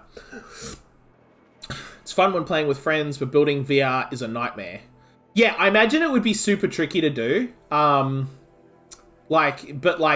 Just the idea of having the ability to kind of like lean around a corner and just kind of like look at a building from another angle, look at a structure from another angle, just to see if everything I wanted is lined up or if it looks good and stuff like that. I feel like having that extra control in terms of where I'm looking would be nice. But yeah, you're right. In terms of like trying to just like place blocks, it would probably be a pain in the butt. Huge pain in the butt. I could see that being an issue for sure. All right. Where am I going now? I'm going over here. And then all the way up here. Okay. Killing a dragon with my friends, you know? Oh, killing the Ender Dragon in VR with all my friends is like a childhood dream come true. Yeah, for sure. For sure. I remember when in our Minecraft server, when we'd unlocked the end to go and do the Ender Dragon, there was 4 of us, and only two people went out and did all the prep work to get to the end. the rest of us were like, okay, we're going to stop building, we're going to gear up, and we'll all work together to bring down the Ender Dragon. And that was great. Oh my god, that was fantastic. But, like, it was also kind of like, for me, it's funny, my relationship to that is a little bit different, because when I started playing Minecraft, it was in beta for a long time. Was it not beta? Was it technically an alpha? Oh, bloody hell, I don't remember. But, like, none of that was in there. My GF loves filming me when I play VR. Huh. Yeah, I can see that. I can see that being kind of fun. Because, like, yeah, because, like, without context, like, outside of... Ooh, I've got a little bit of gunk on the screen. Without context of what you're doing, like, if you're not looking at the monitor to see, like, oh, you're just, like, you know, putting blocks down or whatever, yeah, you look kind of silly. Like, everybody looks a little bit silly in VR. Like, so I can see that being, like, a fun thing to do, is to, like, film yourself, or, like, having someone, like, film you while you're in VR. Because that good little bit of physical comedy there, for sure. All right, here we go. Here's the good moment. The drop too far, girl! Controlled falling. Very clever. There we go. Going down. And that should lock that off. And then I'm guessing we can just, like, yeah, we can just, like, jump across. I see it on Snapchat afterwards, and I'm just crouching and peeking around corners. Yeah. Yeah, for sure. Yeah, no, VR can be, like, quite a workout in that regard. Slow enough to jump. You can make it! Let's see another one of those mad leaps! There we go. And then lock it down here. Got it. We're good to go. You were a sight to see. Bounding from metal rust trap to metal rust trap. Still a bit of water, but low enough, wouldn't you say? Now then, where's that ring? Good question. Well, at least we should be able to swim now. And there's a dirty grab pig. It's a snap maw! Very, very big snap maw! I see it, Gildan. Very big, very, very big! Just stay out of the way. Lord, forgive me. What did that snap maw swallow that ring we're at? Right up. Alright, We'll so now find we're out gonna do some... after I've killed it. Yeah, now we're gonna go, whoa, crikey! Look at that dirty great big snap maw. It's got that ring that we need. We gotta take it down. Alright, but it's not that... I mean, they're like, oh my god, this is scary. It's like, not really. Like, there's no way for the snap maw to get up here. So as long as we, like, kind of just stay up here with bows and arrows, mate, we're good. We're good. Oh no, it's literally gone and stood in the one spot where you can't get an angle on. Oh no. Can we jump back across? Because that'd be good. If you're thinking about getting a VR headset, I'd recommend the Oculus Rift S. You reckon I should get an Oculus, like not a HTC? Because like I heard that like in the future Facebook's gonna make you log in, like you have to use like your Facebook credentials to like use the Oculus store and stuff like that. And I was like, I barely use Facebook right now. I don't know like if I'd want to like tie like $1,000 piece of hardware to that. So I thought about getting like the HTC, and it's like, yeah, it's a higher upfront cost, but I know that like, you know, it's going to be okay for a few years. It's not super expensive, no base station, it has a million, and it is a million times better than the HTC Vive. Okay, the Vive's not good. Oh, okay, alright, cool. Yeah, because like all the stuff the stuff that I'd want to play works on the Oculus or the HTC. It's not like I want to do anything platform specific. So yeah, good to know. Okay, alright, yeah, I'll definitely look at... What the heck are you just... Did you just poop? Bro, did you just... Mate, I think this thing just pooped. It just took a dump. I've never seen that before. I'm like 40 hours into this game. Literally never seen a snap maw take a crap. But it just took a dump. Out of its back. Which makes sense because it is a robot and therefore has no butthole. Alright, well, that was fun. Now we're gonna do this. Oh, and I want to hit that. Oh, did I get it? I don't think I quite... No, I did get it. Now take... Oh, no. Did I... Oh, I just blew a bunch of armor off. Whatever, that's fine. Oh, no, that's a blaze canister. I don't want to shoot those off. I want to set them on fire. Come on. Set your place. There we go. There we go. Oh, yes, very good. Very good. But it is in the water, so, like, probably not going to be... No, I want to get that muscle. Give me that meat. Give me that leg meat. Oh, there's a weak spot right there. Now hit that. Now give me that meat. Give me that butt meat. Oh. Ow. Oh! Ow! Uh-oh. Uh-oh. Uh-oh. Uh-oh. Uh-oh. We're in trouble now. The vibe's not good. The control's awful. And with the Oculus, you don't need to mount base stations on the wall. Oh, okay. I thought base stations were just like... All of them needed the base station thing. Oh. Ow. Okay. Yes. I know. I stepped into the ring. I stepped into the ring with the rock. And the rock's like now taking me to school. Okay. Oh, we took out a component and it's now frozen. Okay, well, you can't be in the water because this is bad. Oh! Okay. Oh, and my shields are down. My shields are down, but that's okay. This is why we have shields. Is it dead? Yes, Tell me it when is. it's dead, would you? It's dead. Marvelous. So, the ring. Maybe if you pry its jaws open and reach inside, I can't look. Okay, no, first thing you do, right, when you're researching an animal, is you look at its scat. And what's it dumping? Oh, chill water. Okay. It pooped out some ice cube. Okay, cool. So it's an ice cube dispenser. Got it. It just pooped a bunch of ice cubes. Okay. Did it do its business over here too? No, it did not. Okay. Alrighty. Let's do some looting and get some good stuff going. There's the emitter. Okay. You were right. This thing did swallow the ring. Ha ha! That's the old Gildan intuition in action. It's never led me astray. Sure, its chosen routes can be a bit circuitous, but never mind. To the storage room. To the spoils. Okay. Ooh, what's in here? More old world treasures, perhaps? This place is full of surprises. Should we have a look? Didn't you want to get into the storage room? I do. Fervently. But, well, I got time to poke my nose in if you do. Oh, right. Okay, so there's, like, optional stuff there. Okay. I don't know why anybody still buys the Vive unless you buy the Pro, and that's, like, 2K. Well, that's the one I was thinking of buying was, like, the Pro. Because, like, yeah, like, the absolute cheapest version of the Vive just doesn't look very good. And, yeah, like, it's an expensive purchase for sure. But, like, for me, my thinking behind it was, like... It's kind of like I'd buy one the same and treat it the same way you'd buy like a PC. You know what I mean? You buy one for like 5 years, sort of a thing, and you're kind of locked in for like 5 odd years.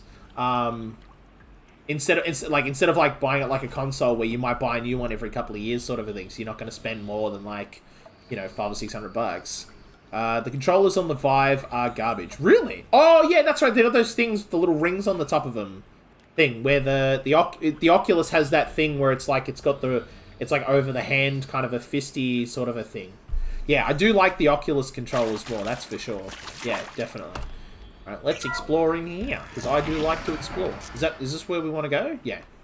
We drained enough water for what we need to do, but I wonder if I could empty out the whole dam. Pipes, valves. Maybe I can drain the rest of the water from here.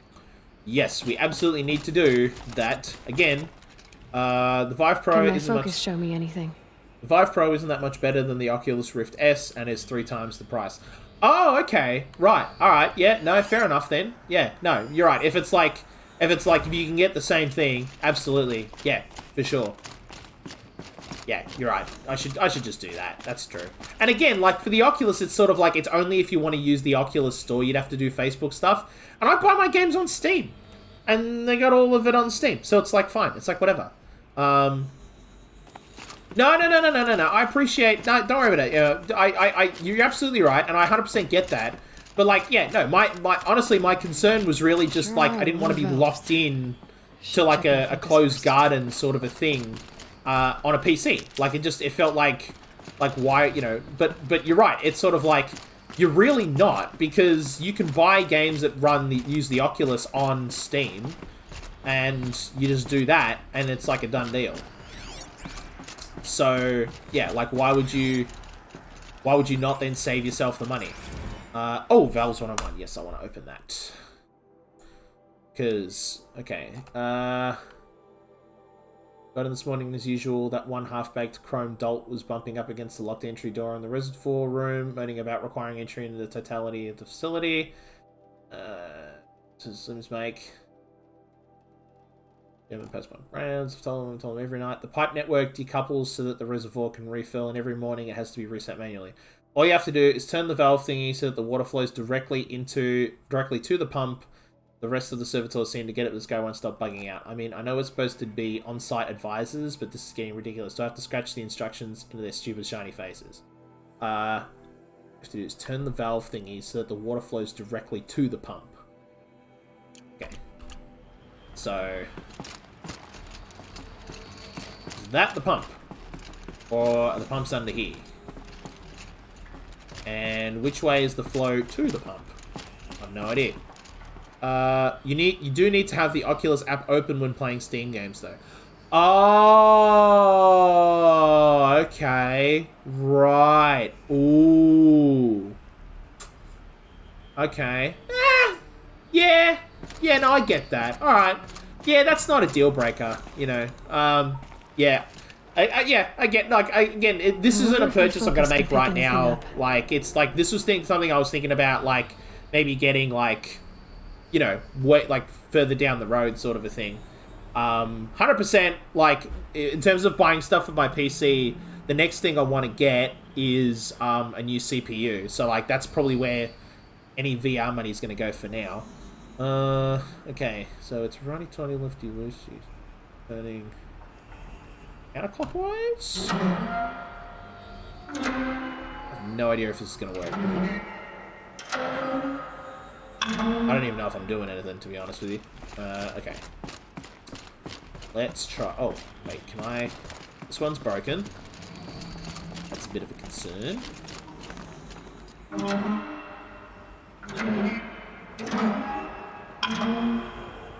Okay. I don't know if I'm doing anything right or wrong here. This is an interesting little puzzle.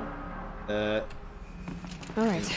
Time to get the flow going to the right place. I say this as a man typically enamored of complexities, but this looks like it might be a little much for me. Don't worry. I think I've got this. Music to my ears! To each job, its proper tool. Okay. Toothpicks make horrible arrows, as the saying goes. Oh, okay, here we go, I got this. Okay. Alright, so let's do the puzzles! No, I wanna go... oh, yes, I actually do want to go that way. Oh, wow. Look at this! Oh, would you look at this? Okay, so we go here, and then we go on here. Right? It's not totally wrong, though. Okay, so that pipe's broken. But which one... okay, so we need to get into that pipe. Okay, and the way to do that is to get... oh, we need got a competent mind, yes. girl. Okay, I know how to do this. A mind for nuance and finesse. Not I. No, indeed. Not old Gildan. We'll redirect the flow this way. And then... redirect the flow. That way. Oh! Oh! Oh, that's an issue. Okay, so... we need to redirect. Looks like I'm on the right track. Yeah, it is, but not quite.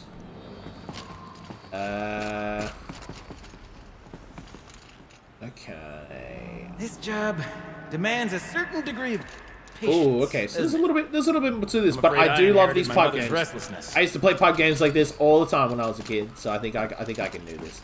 So we want to direct the flow. I want to go. No, I can't. I have to go. This pipe will only go this way. Okay. But this one could go down here. So I can direct the flow that way, and direct it that way.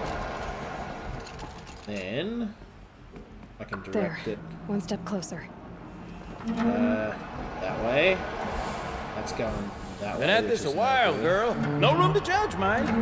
I once spent half a day flummoxed by a Karja puzzle box. That way. That puts us there, which is where we want to be. There we go. This is good.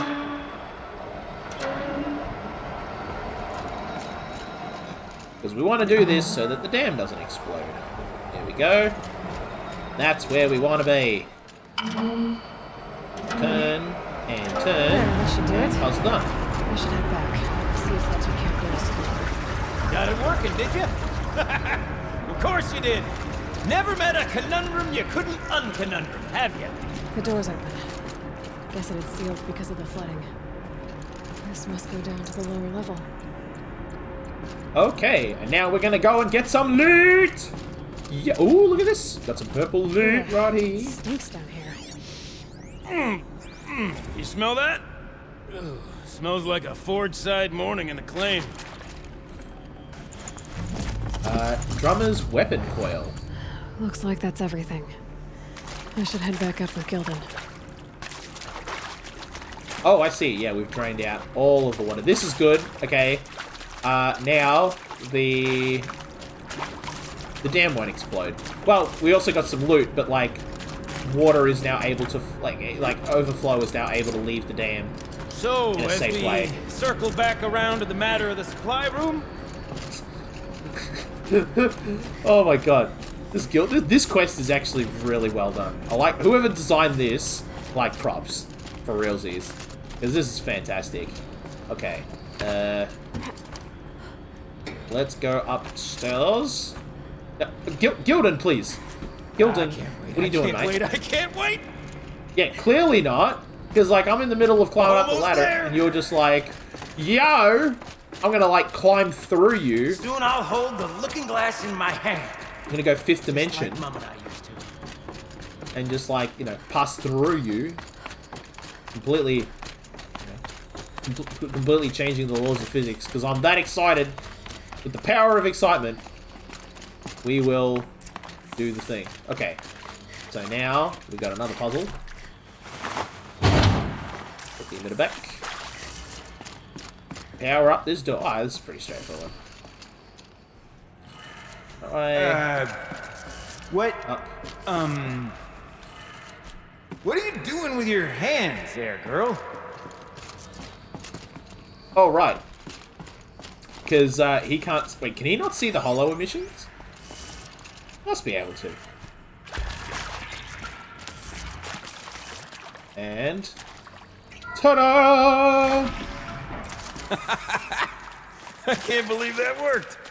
I thought you'd lost your mind, tickling the empty air like that. Oh! That's interesting. That's interesting. So they can't see... So, like, without a focus, I guess, they can't see these, like, holographic Where did it go? projections. Uh-oh. What's up? What's up, buddy? Can I find your looking glass? Uh-oh. Farewell. Okay, yep, some more data points, and I want to look for a power cell. Okay, let's fix the panel and shut this place down. Ooh, but there's some more loot here. Let's do some more looty. Looty loot. Apparently I left something in there. I think I left a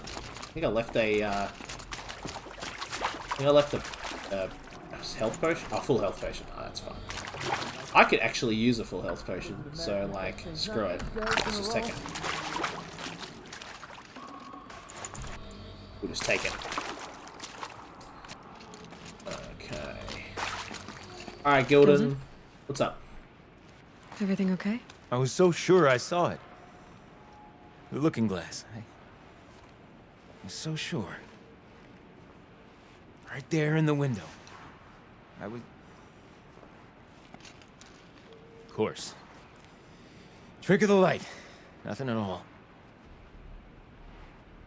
I'm sorry, Gildan.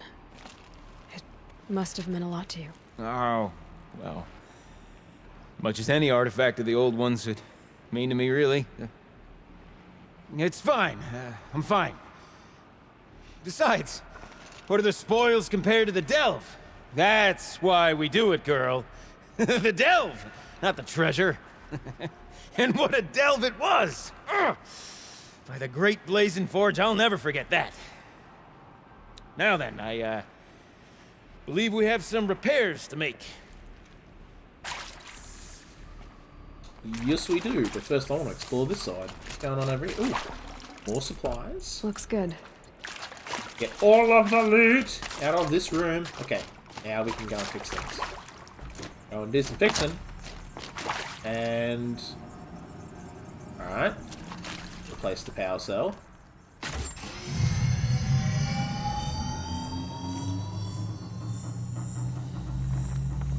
Go on, Gilden. Hit the button. Oh, that's a whole lot prettier, isn't it? What does it mean? It means it worked. Yeah, because nobody can By the read. Forge. Ha! You are a wonder! Do you hear that often? I'll hazard a guess you do. I've heard something like that once or twice. Oh, she's modest now. A master of the arts of the old ones, a delver to shame the entire claim, and she wants to be modest. Ha! It's not like I did it alone, Gilden. No. No, I suppose not. So what's next for you? On your way back to the claim? And deprive the people of Song's Edge the story of this encounter? Perish the thought! I'll stay there a while longer. But a story is best told by all who encountered it. Come and lend a hand, won't you?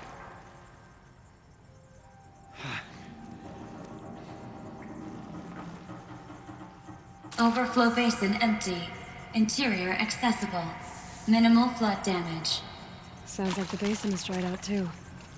Maybe I'll take a look. Another adventure so soon? Whew, you're braver than me. But there was no question of that.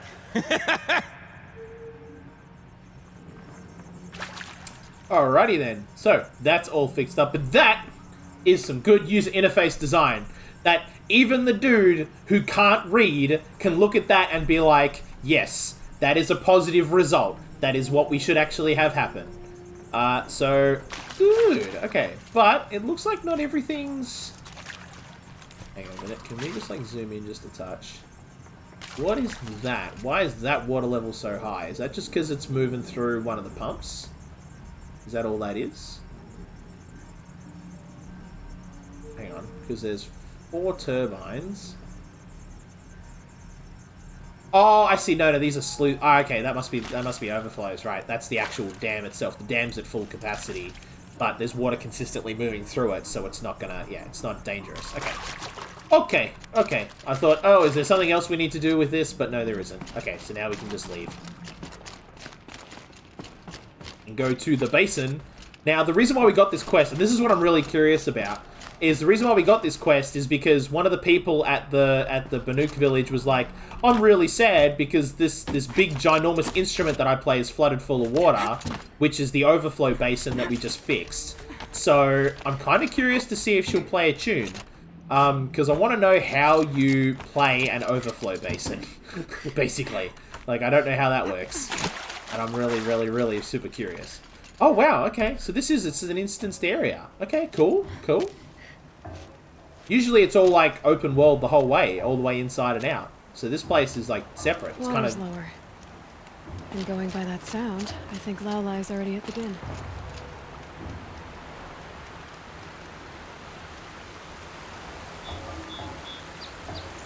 Oh, is that what that noise is?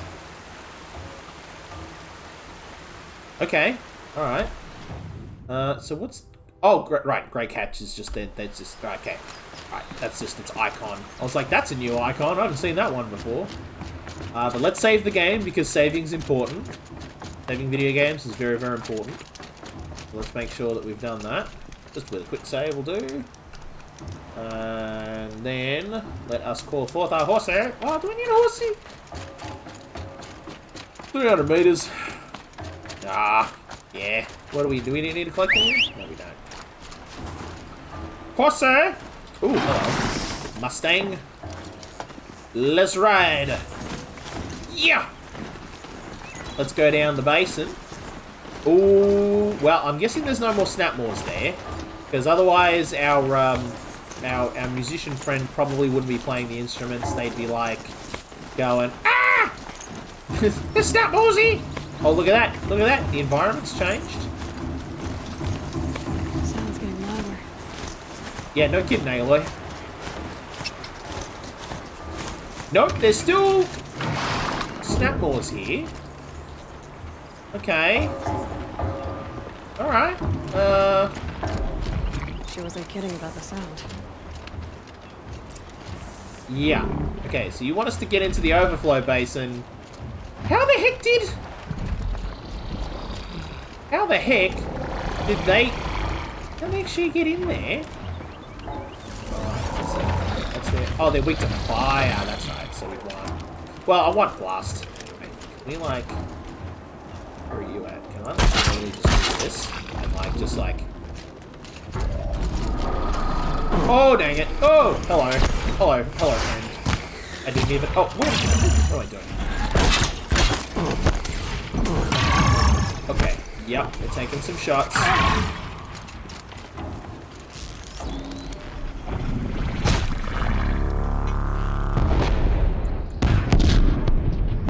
Beautiful.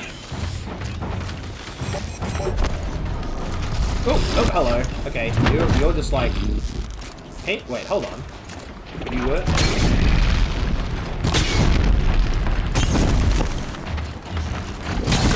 Oh, that's what I wanted to do. Wanted to set you on...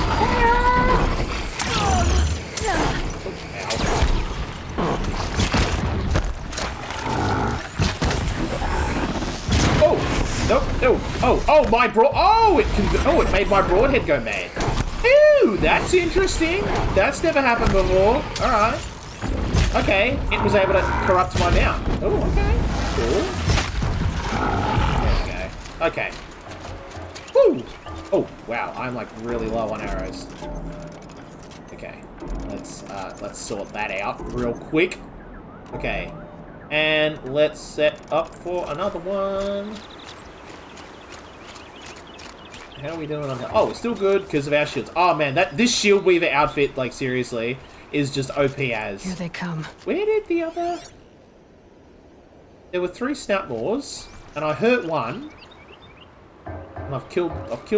Oh, there they are. Oh, yeah, there it is. Okay, so there's 1. There's 2. Oh, and there's a 3rd. What is that? Is that a snapmaw? Yes. Oh, so there are 3 snapmaws. Okay. Out of range. Oh, okay. Let's just set up some blasty nodes. And we'll see if we can convince this snapmaw to kind of come on over for a bit of a wander. Bingo, bang, bingo, bango, bingo. There we go. So they woke up. And we get a blast one.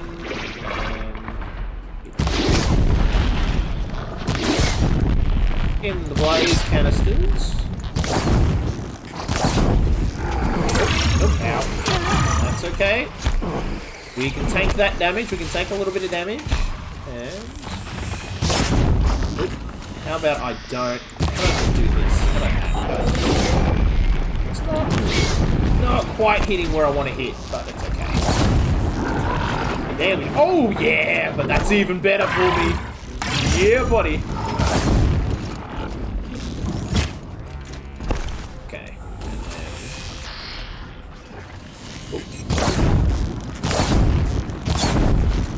Explode that blaze canister. Yeah, let's get that blaze!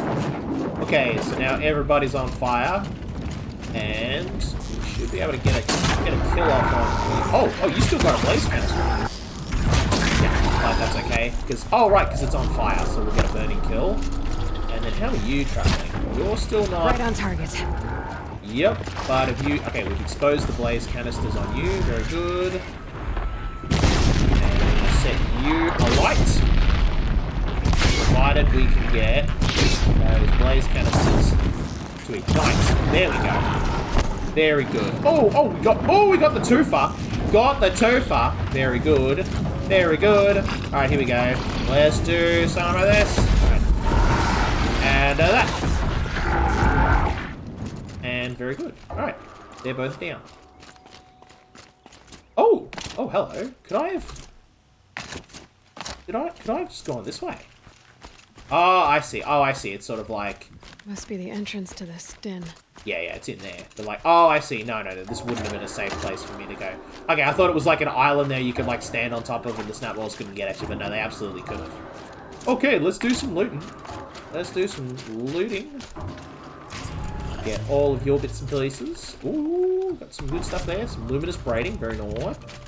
Very nice. Chill water. Chill water. Pick up all the chill water. Because don't really particularly use it, but it's money. That's what I use it for. Not big on... I don't do a lot of like elemental freezing stuff. It's more like, you know, setting things on fire or electricity. I do have... I do have a war bow, but like I barely use it. Freeze, arrow, shock, and corruption. Yeah, no, didn't do any of that sort of stuff.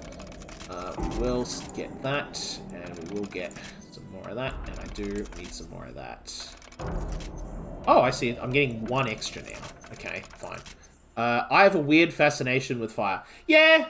I mean, you know, it's the artifice. Like it's kind of a lot of people just take it for granted these days. But fire, like making fire, is kind of an amazing thing. Like, you know, it's sort of like it really did like kind of like separate us from other creatures in kind of a big way.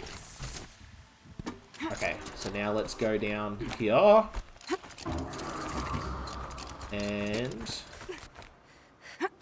down into the depths. Now, I'm going to tell you this right now. Do not try this at home.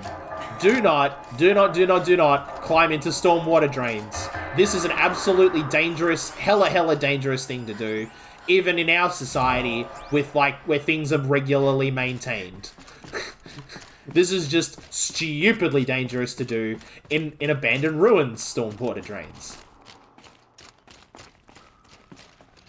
Okay. Oh, I see.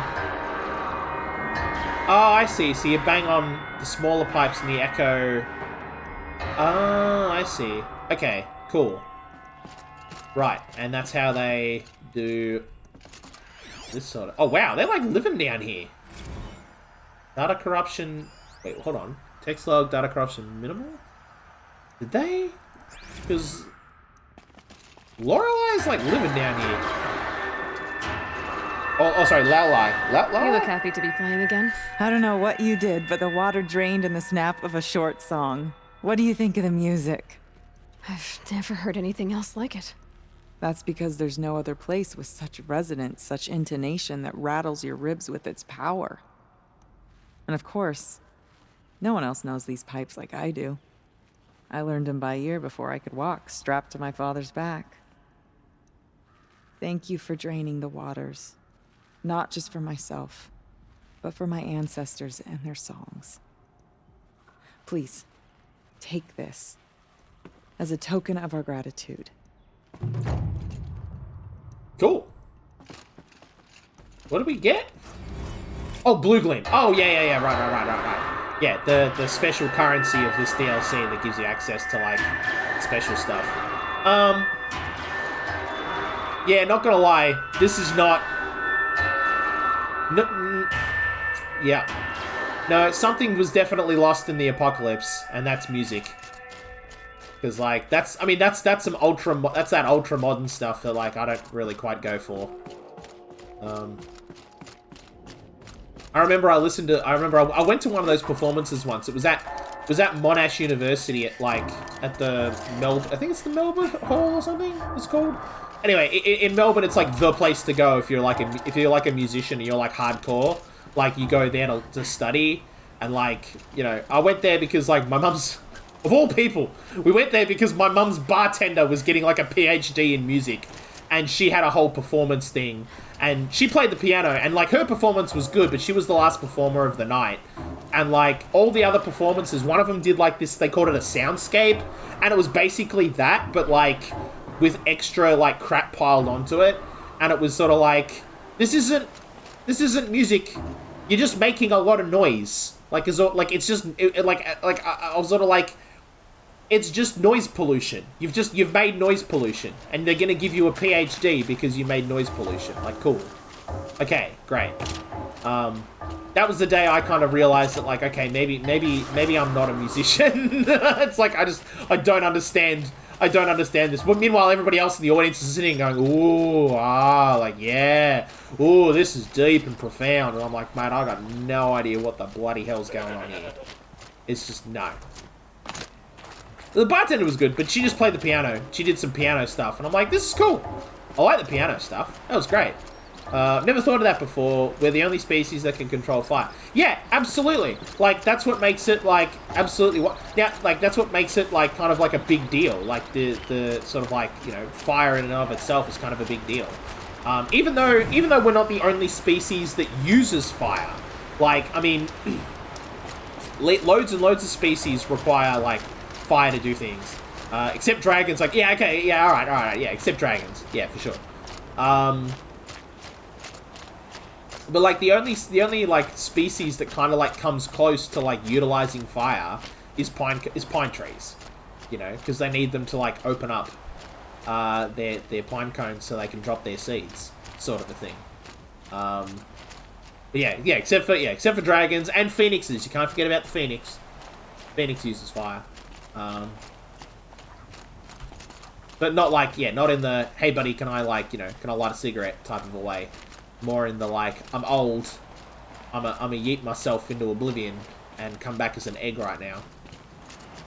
Do the whole caterpillar thing, but, like, way more violently. Alright, should I be doing this one? Find the shaman's path? Yeah, because there's no other, because the only other quest is up there for now. So we will have to go back to the village. Oh, no, that's right, because this is the main quest for this area. This is the main quest for this DLC, is the shaman's path. So we're going to go do all this stuff. Do I have... Yeah, I'm pretty well stocked. I'm not going to...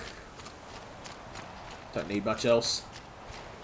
I'm going to hold on to the blue gleam, because, I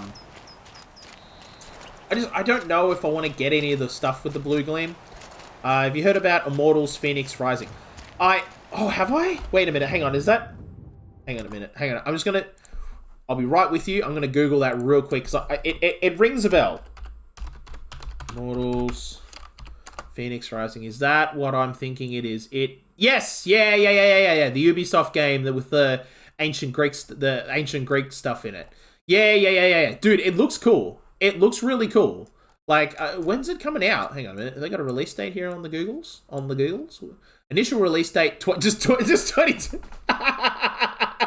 Just 2020. It's like, I don't know, man. It's a hell year. Like, what do you want from me? It says Google. News coming to PS4, and I think it looks cool. It does. No, it seriously looks cool. I'm like really looking. Like, it looks really good. Oh, first 20 minutes of gameplay. Ooh, there's already gameplay out. Okay. All right.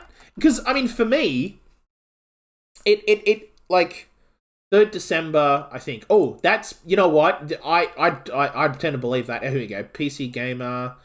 Yeah, okay. Straight right out of the gate, I was like, it kind of gives me some Breath of the Wild vibes, and there's a Kotaku article literally saying, so, like, this is the headline. Get a load of this, right? So far, Immortals Phoenix Rising is more than just Ubisoft's take on Breath of the Wild. It's like, yeah, that's what I'm getting, those vibes. And, like, I'm glad I'm not the only one who's getting those same vibes. Like, but it looks good. Like, that's not a bad thing. Okay, so go all the way to the end of the article, because Kotaku likes to put release dates at the end. Oh, alright, so it's on, so there's a demo available on Google Stadia. Alright, wow, okay, Google's fronting some cash for this. Until October 29th. Yeah, but that means I gotta buy a Stadia, and like, I wasn't gonna do that anyway, because Australian internet sucks, but like, furthermore than that, like, the Stadia on its own, like, even if I had God tier internet, apparently Stadia sucks, so like, I'm not doing that. Assassin's Creed Odyssey and Breath of the Wild combined. Yeah, that's like, I mean, it's yeah, for sure. Like, I feel like that's kind of what it is. I feel like that's going to be its DNA, because it's Ubisoft, and they've probably got some of the Assassin's Creed guys working on it, is probably what's going on. Hang on. Epic Games Store has a listing for it. Okay, cool. Available December 4th. Okay, yeah, which is the Australia... I'm guessing that's the Australia date. Okay, yeah, December 4th. Okay, cool. All right, sweet. Is it just a... Is it just... Is it a... Is it a... blah, blah, blah, blah, blah, blah, blah. Is it a... What am I trying to say here? I'm losing my words. Excuse me, I'm having a brain fart. Is it a Epic Games Store exclusive? Is it one of those like, oh my god, I'm just losing all my words right now. Like the Outer Worlds was. Yeah, the Outer Worlds was like exclusive to the Epic Games Store for a bit, and then it came to Steam, literally yesterday.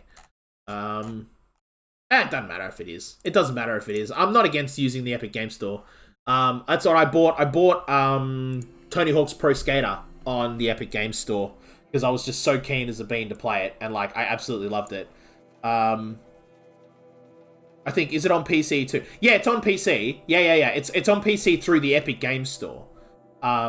Is what they're saying. Well, through the Epic Games Store or Google Stadia, because Google Stadia, I think you can run it on a PC. Well, you need Yeah, you can. No, you can run it off a PC because it's a game streaming service. You can run it off a PC, but you gotta get their gimmicky crap and plug it in. There's some stuff you got to do to make it work that I never looked into too much because I was like, okay, fine. I might just buy it on PS4. Yeah, dude, like that's it. Like, I mean, it's an Assassin's Creed-y, you know, Breath of the Wild-y kind of a title. Like, it's a game that would work with a controller really, really nicely. So, like, you know, absolutely no reason why not to buy it on like console. Seems like a game my girlfriend will like. Yeah, I think it's gonna be. It's a good looking game. It's like it's got like, you know, it's got the. Oh, look at this. Oh, this is cool. You can play with the snow. Sorry, this is just me being nerd. Yeah, no, it looks like one of those games that like it's something that you can enjoy with like a group of people like watching it. Like it's a very like pretty looking game in that regard. Can I climb up here? Am I literally... Did I just, like... Am I supposed... Oh, I am supposed to climb up here, but I went the wrong way. This is... It's literally right next to it. They're like, no, we want you to go this way, John. Okay, fine. But yeah, it looks like it's one of those games that, like... I guarantee you it's going to be one of those games that, like, loads of Twitch streamers are going to play. Because it looks like one of those games that, like, an audience could watch and enjoy because it's got really pretty graphics. I think I'll play it on the TV so my girlfriend can try it. Yeah. Yeah, definitely. Yeah, it's absolutely one of those games that I think is going to really benefit from like having that big screen experience too. Yeah, so I reckon, yeah, that's the way to go. And if I had a console, I'd probably consider buying it on console myself, honestly. But I haven't got a current gen console, so I'll just buy it on PC. It's like whatever. I'm pretty far up. The shaman's path must be around here somewhere. We're on the shaman's path. Must be one of path. the markers Naltuk told me about. Oh, I see. Right. Okay. There's a whole... Oh, is there a light puzzle? Oh, I think there's a light puzzle. I play all my games with controller. Yeah, like I play most of my games on controllers because like I like to do a lot of like couch gaming. Like I have a gaming laptop and I usually just have it hooked into a television and then, you know, with a controller, away you go.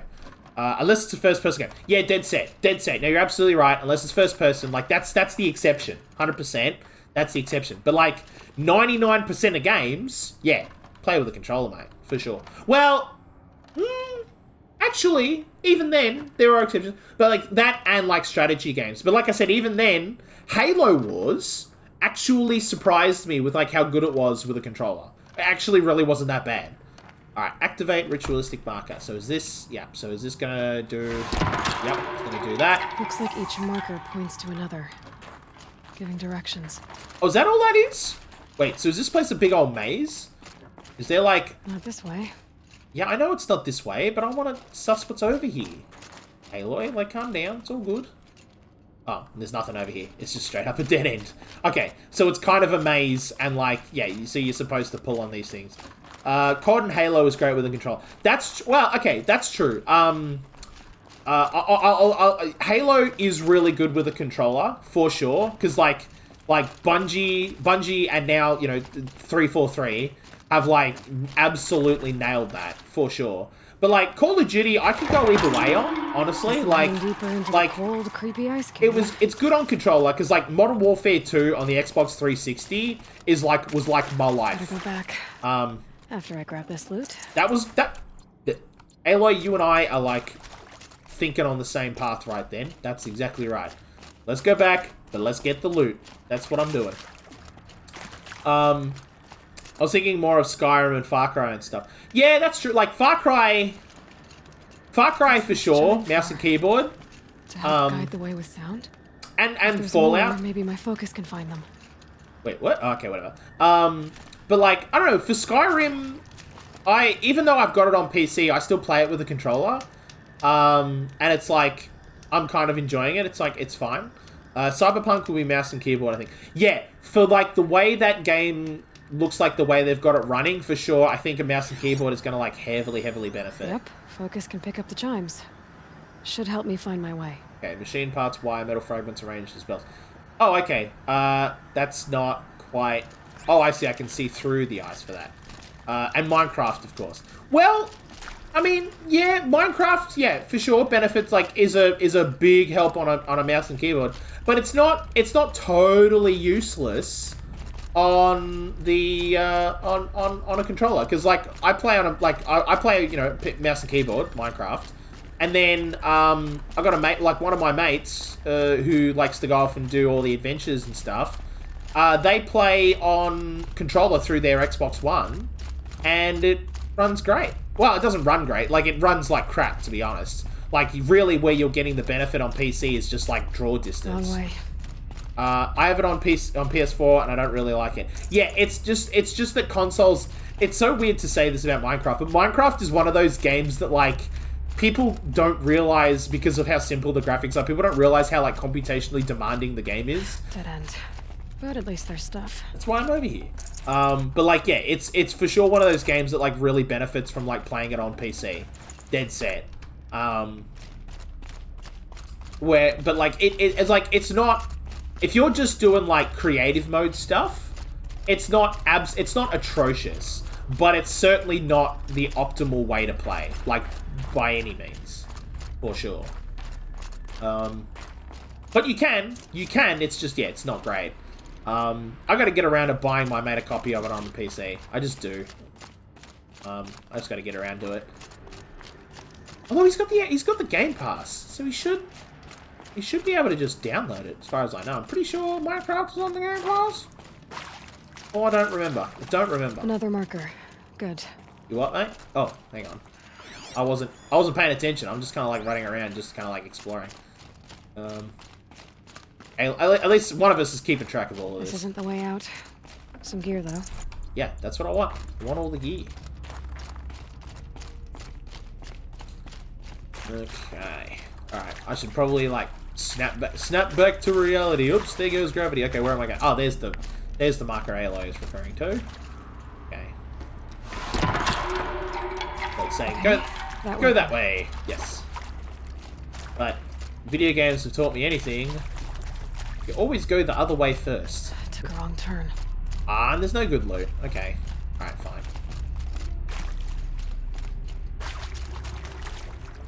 Minecraft's engine is really bad and poorly optimized, so it takes a decent PC to run it smoothly. That's why I always use Optifine. Yeah. That's like, yeah. It is.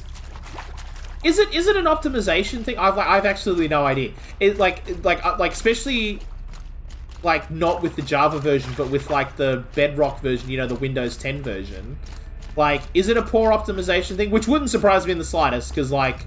I mean, I've been a Windows user for my entire life, and, like, yeah, Windows is pretty poorly optimized to begin with. But, like, is it that, or is it that, like, again, putting the Java version aside, because you're absolutely right, Java is just insane. But, like, the Windows 10 version, is it a poor optimization, or is it that, like, even when it is optimized, it's still computationally intensive? Is that what's going on there? Okay, ooh, what's this? Can I grab any of this? What is this? What on earth is going on here? Like a tree with wires? Okay, that's wild. Wait. Back? Yeah, I know, but I wanted to see if there's loot. No loot. Oh, that's sad. Shed face. Alright, I know where to go. Yeah, I need to go that way. Chime. Not sure I saw this fork before. Yeah, I saw it. It's literally the first fork I went down. And then I realized this was the correct path. Optifine just allows your processor to use more cores so it runs smoother. Oh, I see. Right, so it lets you... Right, okay, right. Yeah, because most games will only use 1 or 2 cores. So, right, so Optifine then... Alright, okay. Just will manually, like, take the load off and say, okay, no, you need to do... You go to core 3 and 4 and stuff like that. Yeah. I wonder when... it should be in this generation of games, we should start to see more, like, multi-core support in games. Just because, like... Ooh, we got that. Oh, jeez. Oh, boy. Okay, we're gonna hold out here for just a mo. Okay. Yeah, we should start seeing more multi-core support, because, like, the PlayStation... Was it the PlayStation 5? Or was it the Xbox One XAVC, whatever the hell the new Xbox is called? I don't know, they've completely screwed their naming convention. One of them I heard about the CPU, and it's got, like... Isn't it? It's like an 8-core processor or something, because I think it's using an AMD. No, it's using an AMD GPU, both of them. I don't know what their CPU they're using is though, but I'm pretty sure I think it's 8 cores, and it's sort of like, okay, if you've got an 8-core CPU in a console, right, then you want to utilize all those 8 cores, or at the very least you'd want to utilize most of them, because I imagine as part of, like, the PlayStation spec, it'd want to set aside 1 or 2 cores for operating system functions and for video encoding, because I mean, you can stream for, like, the PlayStation 4 and Xbox One both have, like, streaming functionalities built into them as part of their core operating system, and so I imagine if you were going to keep that... And it's popular, people do it, so it'll be a feature that'll carry into the next generation of consoles. But to do that, you'll need to set aside some processing power for video encoding while still maintaining graphical fidelity. So even at 8 cores, let's say you're only using 6 for the game, that's still, like, 4 more cores than most games use. So, like, you know... Yeah, a multi-core... So if they're going to do it in consoles, it's then not a giant stretch to then do the same in PC games. I heard that Cyberpunk will have an insane engine. Exactly, and something like Cyberpunk and, like, the way that runs, there's no way it's not utilizing all the CPU cores it can get. You know what I mean? Like, to run a game that looks like that, absolutely has to. Otherwise, like, I don't think it'd run. I wonder if Microsoft Flight Simulator does. I'm actually, like, very curious to see what Microsoft Flight Simulator does. Because, like, I've got it. I should just fire it up again and, like, have a sus. Oh, no, I gotta resubscribe to Game Pass, but whatever. I like Flight Simulator. It's totally worth it. But I'd have to, like, look at it while running, running my, like, looking at, oh my god, I'm just totally forgetting words today. Whatever the application is where you can look at, like, CPU activity. I think an i7 processor is a minimum required.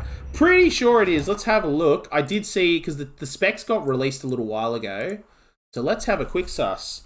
Cyberpunk 2077 system requirements. Okay. So that's... I'm sorry, hang on a minute. Because I think it's also listed on Steam, isn't it? So, Cyberpunk 2077... all the way to the bottom. System requirements. Oh, nope, that's not the button I wanted to press.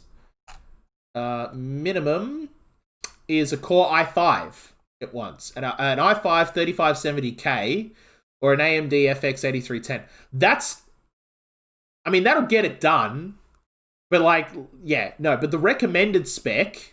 I have an i7 7700K. Yeah, you're going to be fine. Because the recommended spec is an i7 4790. So, like, you're going to be fine. AMD Ryzen 3 3200G. Yeah. So that's going to be fine. Having a 7700 is going to get it done for you. You're going to be totally fine. you're not even going to need to overclock to get it. I have a 1080. Yeah, 1080 is good. The recommended here is a GTX 1060. So 1080 16 gig. Yeah, no, that's going to be plenty for this. Absolutely. Yeah. Yeah, no worries. 1 terabyte SSD. Yep, that's good. You need 70 gig of that. Yeah, you're fine. Yeah, for sure. And 12 gig of RAM. Like, as long as you got 16 gig. Yeah. So yeah, you're going to be totally fine. Yeah, you'll be able to run it at the recommended spec. But keep in mind, and I've heard a lot of people speculate on this. That's the recommended spec, and I think the recommended spec is targeting 1080p at 60 frames per second.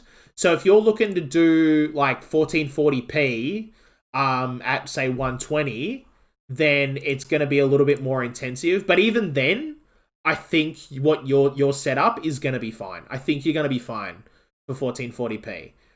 It's really only where you're going to sort of start to struggle, like genuinely struggle, is with if you're going to do 4K stuff, which you're not going to do yet. Because you have a 1440. Yeah, but I don't need 144. Yeah, exactly. I know. I remember you said you wanted to do 1440p gaming. That's why I was like thinking about it. And I'm just keep in mind that the recommended spec is for 1080. So I'm pretty sure it's for 1080. Is what they're targeting with it. So like it's gonna be, the specs are gonna be a little bit higher for what you want to do, but I still think you're gonna be fine. Yeah, I think you're gonna be totally fine. All right, okay. All right, let us kill this thing. So where is it? It's over there. No, where is it? It's over there. Okay, let's tag it so I can see where it's at. What's its weakness again? It's just tear, so we'll just get blast stuff. Ooh. No, I don't want it to see me. So can we highlight its track too? Okay. So it takes a real meandering path. Well, we're going to set up a bunch of blast stuff.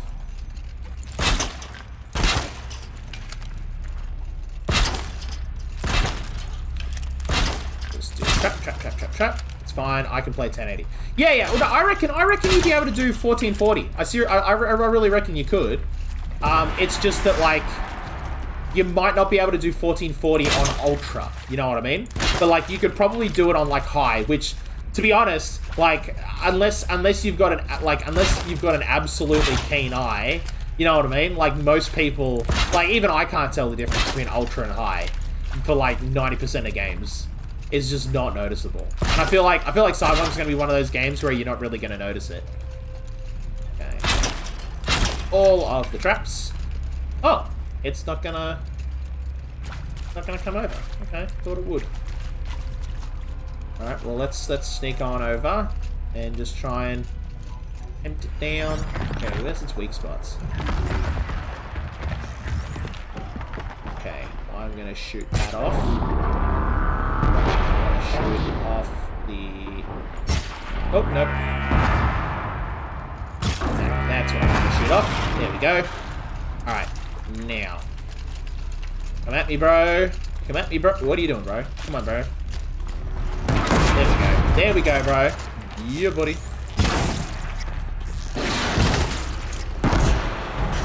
Alrighty. We might not even need all of these blast traps.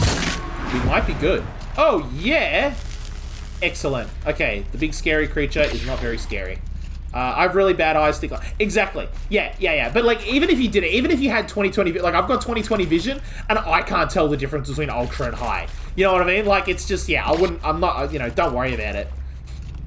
I'm not really a graphics geek. I'm more about the gameplay and story. Yeah, me too. Yeah. No, I think you're gonna be totally chill. The only reason why I'd say it's worth running it at 1440 is just because you've got the monitor. You know what I mean? You don't want to like have it look a little. You don't want it to be stretched out or anything like that. That's just not ideal. Okay.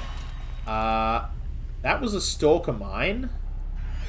And this was a scorcher. So is there another creature in here?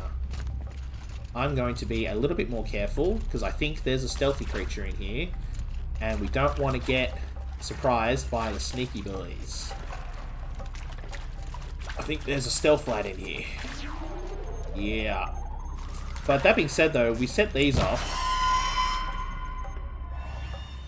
And it's attracted to these. Like, those go off, and then the stealthy boys come over and are like, what's going on over here? Who's setting off my stealthy boys? And then, but if there's nobody doing that, then I think we're all good.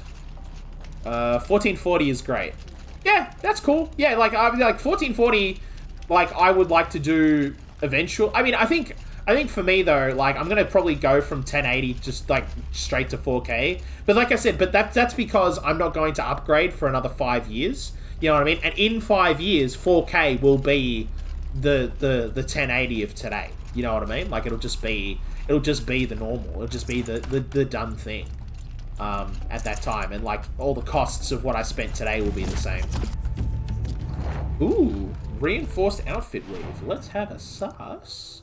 Because I got a few outfit. Oh, that's right, but I can't use any of that stuff in my outfit. Wait. Oh, right, I can't. Oh, because it's, yeah, inventory, outfits. Yeah, you can't modify, yeah, because I've got no modifications. But I do have ones for my stealth stuff. So maybe let's have a sus of the outfits. Where is it? Silent Hunter, modify. So I got resist shock and resist fire. What's this? Reinforced. Whoa! 20% resist ranged and resist freeze? That's wild. What? I mean, 1080 is still good, but 60 hertz is not really something I would buy. Yeah, so, okay. So I went with 60 hertz, but that's because what I wanted out of my monitors was less for gaming and more for content creation. So, like, I bought monitors where the focus wasn't on high frame rates, but on accurate color gamuts. So that I could do, like, video editing and graphic design and stuff like that and get as accurate colors as possible.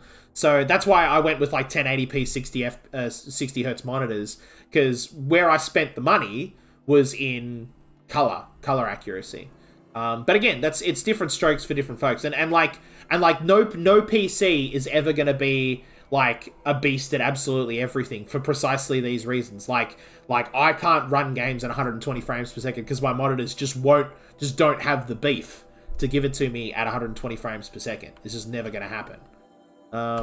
Ooh, resist ranged at that high? Well, I've got the Nora Protector outfit, which resists ranged. What's this at? Just 5%? Yeah, no, I'm going to swap it out for that. Let's go for 20% in my like, beef suit. Although, I've got it...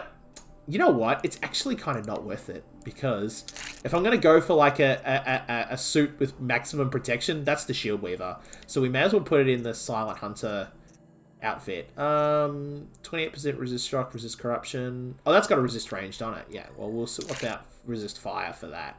Resist ranged. Because that's really if we just get caught out. We might be using the stealth suit. Okay. Also, I did get a reinforced... What is it? What did I pick up? I got another one, but I don't know what I got. Hang on, let's look at the modifications. There it is. A weapon coil. Okay, 51% freeze plus shock and corruption. Ooh, okay, all right. Oh no, hang on a minute. I want to go back into crafting. Modify weapons, because I'd put that in the warbow. Yeah, there we go. So, compared to 44% freeze, 51% freeze, and I also got shock and corruption. No, I do have shock. No, I do have shock. So, freeze, shock, and corruption, they all get a big bonus too. Yeah. For sure. Alright. I have 160 hertz, 175 hertz, 165, and 165 is so nice. Even when browsing Reddit. Really? Really? Even for just standard web browsing? Oh, okay. Oh, okay, cool. Yeah, all right. I've never actually, like, honestly experienced a proper, like, full 120 hertz monitor. I've never, like, actually. No, wait, have I? No, I wouldn't have. When was the last time I was at a convention? Bloody, it'll be 3 years ago now. Yeah. I would 100% recommend a 144 hertz monitor if you want a second or third monitor, or you'll never go back to 60 hertz. Yeah. I might. I've got two monitors now, and I bought two. Again, like, they've got high color gamut, so I can have, like, all of my graphic design and editing software open on both monitors, and it all looks just as good. But, like, I'm not gonna lie, once I got 2, I was like, ooh, I could use a third. But that's, like, you're right. If I'm gonna invest in a third monitor, you're right. I'm definitely gonna, like... oh, okay. Right. Yeah, right. You got it. Yeah. Yeah. But, like, for me, in terms of, like, PC upgrades, right?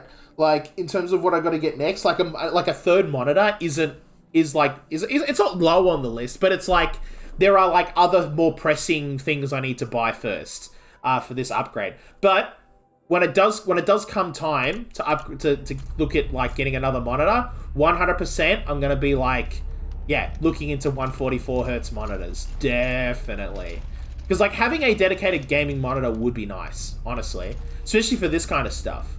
Because then I could have that as like my main monitor, right? The 144 hertz for the gaming, and then have the other ones for, you know, like monitoring the Twitch stream and stuff like that. That'd be cool. Where am I going now? Because we came into here, and they were like, there's a thing you gotta fight in here. And I'm like, yes, I know. Now it's saying it wants me to go this way. But I don't see a way to climb around here. Unless... Oh, no, there is a way to climb around here. No? Or is there not? No. Okay, so it's just a dead end. It was just a dead end with some good loot. Okay, no, that's cool. It's just a loot room. Loot room! Yes. No, it's just a loot room. Okay, it's just a big old room you can find. Okay, cool.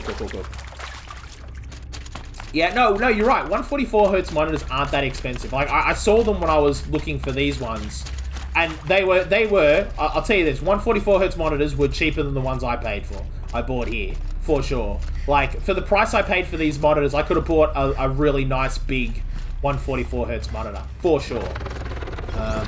Nope, don't do that. Oop, that's... We've got... Oh, there they are. There's the invisible lad. I knew there were invisible lads around. Okay.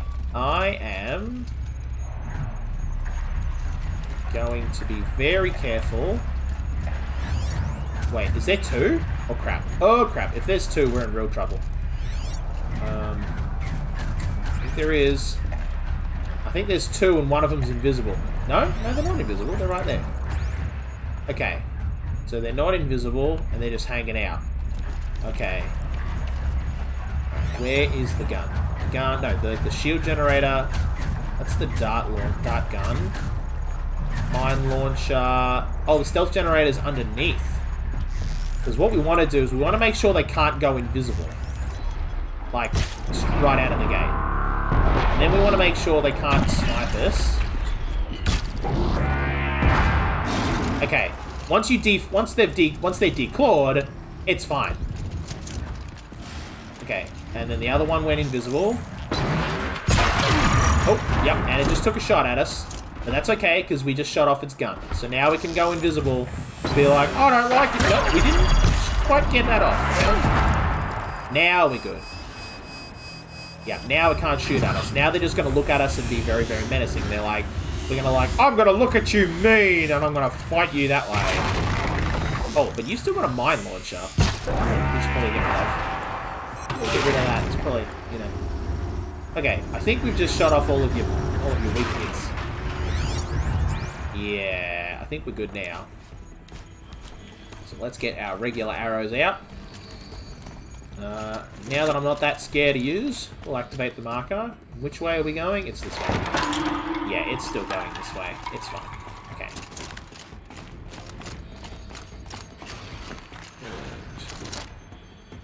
Now they've lost sight of us because they're like, where did that human go? Where'd those humies go? Oh, is this going to take us downstairs? Oh, this is going to take us downstairs. No, I'm not quite prepared to do that just yet.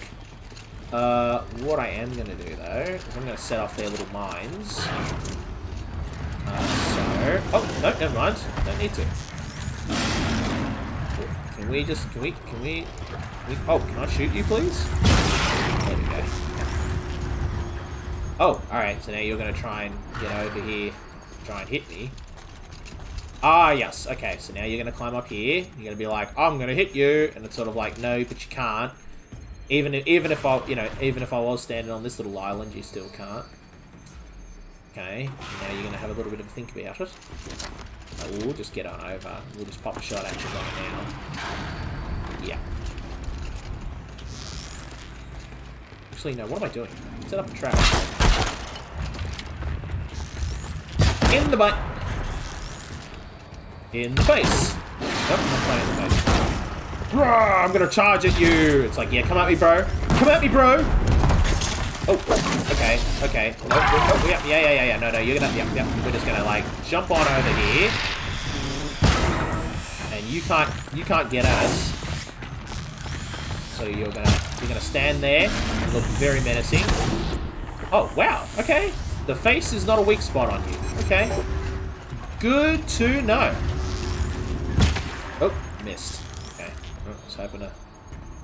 Nope, you're gonna now try and run around. Yep, and then... Are you gonna come all the way up? No. Okay. Here's what I'm gonna do then. Because they do actually sort of get their way over here eventually.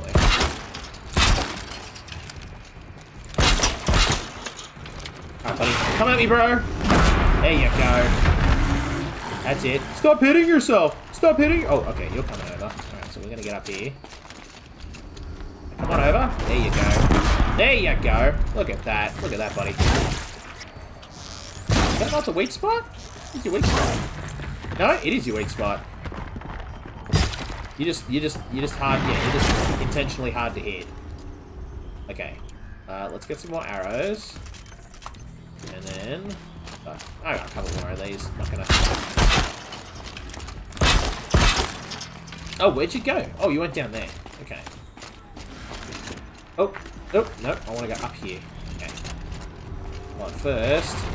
Nope, oh, machine kill. Got it! Sweet!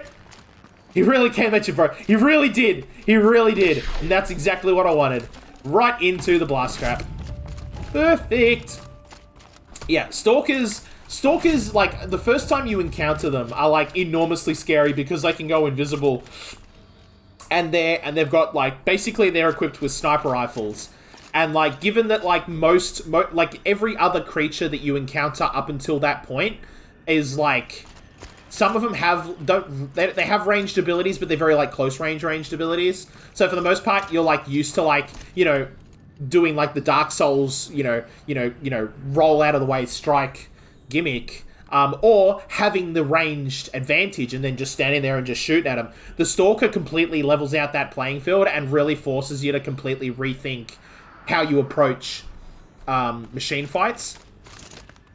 And, yeah, they're very, very scary to fight at first. But, like, once you, like, learn how to fight them, you're like, okay, you got to defang them. So you, like, shoot out the stealth generator. If nothing else, you shoot out the stealth generator first. Because when they can't go, if they can't go invisible, at the very least, like, when they're shooting at you, you know where they're shooting at you from. Which is a bonus. And then you go for the gun. And then once the gun's out, like, then it becomes just a matter of, like, okay, well, just sort of, like, blast them to your heart's content. You know, from range, and they can't hit you. Out of this cave. But that's really, it's really Stalkers that kind of, like, teach you the importance of setting traps. And like, making sure, which reminds me, I've got to get some more blast traps. Okay, so we're all good now, and that's good enough. Could do with some more of them, but I'm not going to worry about it too much. Okay, yeah, we're good. But yeah, and like, you see the clues, like, these little arrow things, like, that's why I was like, there's some stealthy boys around here. But they weren't, yeah, and then they go off, and then if there was still some around here, they come and investigate the flare that goes off. But there's none around here, because we just killed them all. So all of these little mine things are not scary to us. Or if nothing else, I do want to set them off, because if there are other stealth lads around here, and there might be, they tend to travel in packs of like 2 and 3. So we killed 2. If there is a third, it will come and investigate these noises. But I think we're all pretty good. Yeah. And it seems like, because those were the demonic variants, so they're like the possessed ones that are like even scarier and tough again. and it seems like their behavior isn't radically different. It's just they're just harder to kill. Done with the cave. So what's next on this path? Oof. This is what's next on this path. Look at this. Oof. Oh, gorgeous.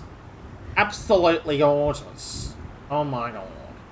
Look at this. And then have a look at that. Oof. That's the, I can't remember what they call that. The BANUK have a name for it. It's a big volcano that sets off a thing.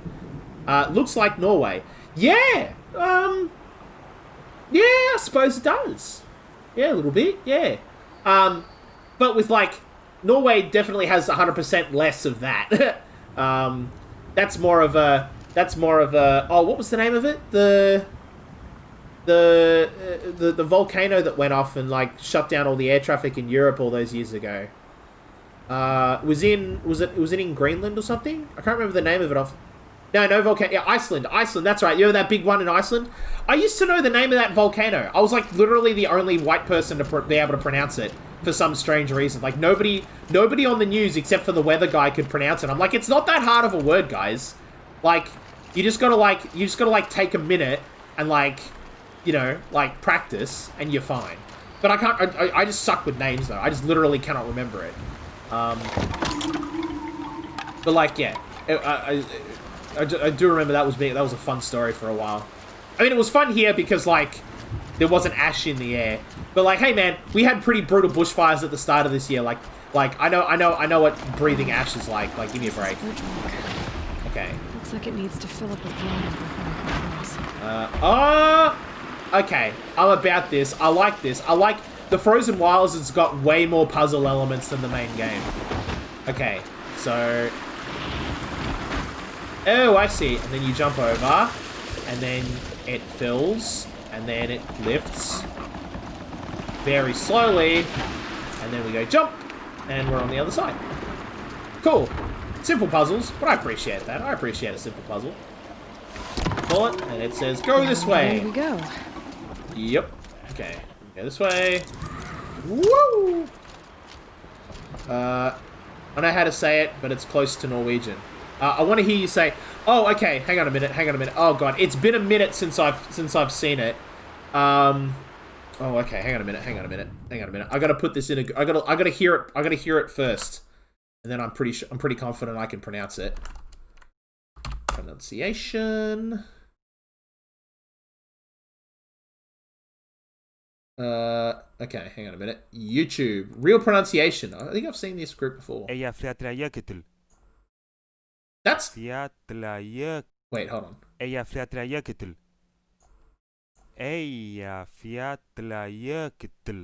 Oh, okay. That's not how we were pronouncing it in English. I'll say that much right now. Aya fiat la Jökull. It was like... Was that it? Wait, was that the one that went off? It just doesn't look right. Like, the word doesn't look like that's the one that went off. No, but it is the one. The Iceland volcano. Yeah, no, it was. Okay, no, I'm just... Okay, no, but that's not... Yeah. There is no T in the name. Okay. Okay. Yeah. Aya Fiatla Jökull. You sure there's no T? Because there's a I know there's no T in the actual spelling, but in the pronunciation of the last bit, they're recommending it's using a T. And especially and the Fiatla. Well, that's like a silent T, so it's like Fiatla. It's not like Fiatla. Fiatla. Oh, does he? Ja, Fiatla Jökull. Aya Fiatla Jökull. Fiatla Jökull. He doesn't too. Aya Fiatla Fiadla. It's like a D. Aya Fiatla. It's like Fiadla. So Aya Fiadla Jökull. Sorry, not Jökull. There's still a T there in the end, in that Kutul. Aya Fiatla Jökull. Kutul. There's right there at the end. Right there at the end, it's that the tu. Well, it's not quite like a t sound. It's like a d. So it's like a y could. It's not. It's kind of a cross between a d and a t. It's like a dull kind of a thing. You kind of tick the tongue like a T, but you're pulling the tongue in like a D. So it's like a dull. It's kind of like a hybrid, is what it feels like in my mouth. Eya fiat la yekadul. Yeah.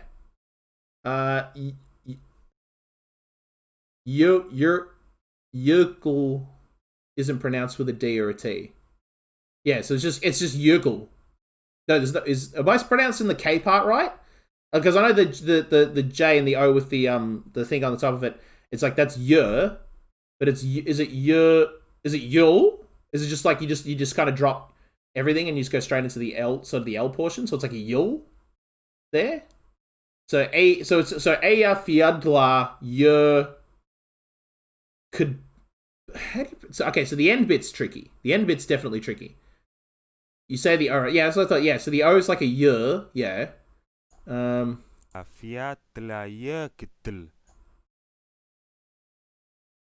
Okay, I'm hearing a T there. I'm going mad here. It's like so kadul. Is it like a D then? No D. No, you said no D. So it's like a because I'm just trying to because I mean obviously this isn't an English word, but it's sort of like the only way my brain can process it is sort of like with through English pronunciation.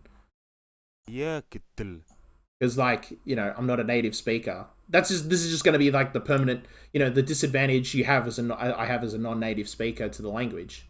So Eya Fiatla Yerkadul. Is it like that? Eya Fiatla Yerkadul. Am I getting it?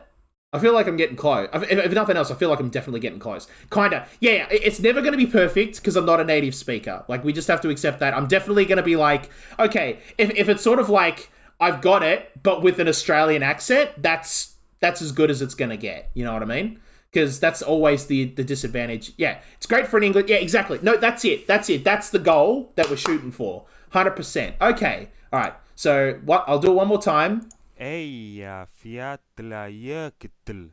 Eya Fiatla Yerkadul. I think I got it. Yeah, you got it. Alrighty, okay. Cool. Yeah. But definitely, that's a volcano in Iceland, not in Norway, for sure. But yeah, that's like the end game content is going to be over there. That's the big plot of the Frozen Wilds is investigating that, because the BANUK people sent like a whole army over to it to go and tame the demon that lives there. That's their reason for going. And everybody died except for like the chieftain and the shaman, and they came back and they were very upset and they were very sad. Across this one. And they were like, we gotta go back and tame that demon. So yeah. And Aloy's like, hold the phone. Hold the phone. Let's figure out what's going on around here first. And so, that's going to be, the later story. I've never heard any foreigners saying this. Okay. All right, here we go. Okay. Well, let's Google it, of course. This is how we learn. Pronunciation... It's Norwegian. Yep. Okay, howtopronounce.com. Excellent. Let's have a sus. Apparently, according to 12 people, it's very easy to pronounce. But I'm going to 100% challenge that and say probably not. Meanings, no, that's fine. Oh, I thought it looked familiar as a word. Okay, so it means Atlantic Ocean Road. Because the first part of it, that's Atlantic in Norwegian, isn't it? That first part of it. Because in English it looks very similar. And I mean, of course, Scandinavian languages and Germanic languages share some commonalities. Okay, but where's the pronunciation? How can I hear a pronunciation of it? Learn it, yeah, okay. And it's not giving me any way of listening to a pronunciation. Where is it? No? Okay, let's go back to Google.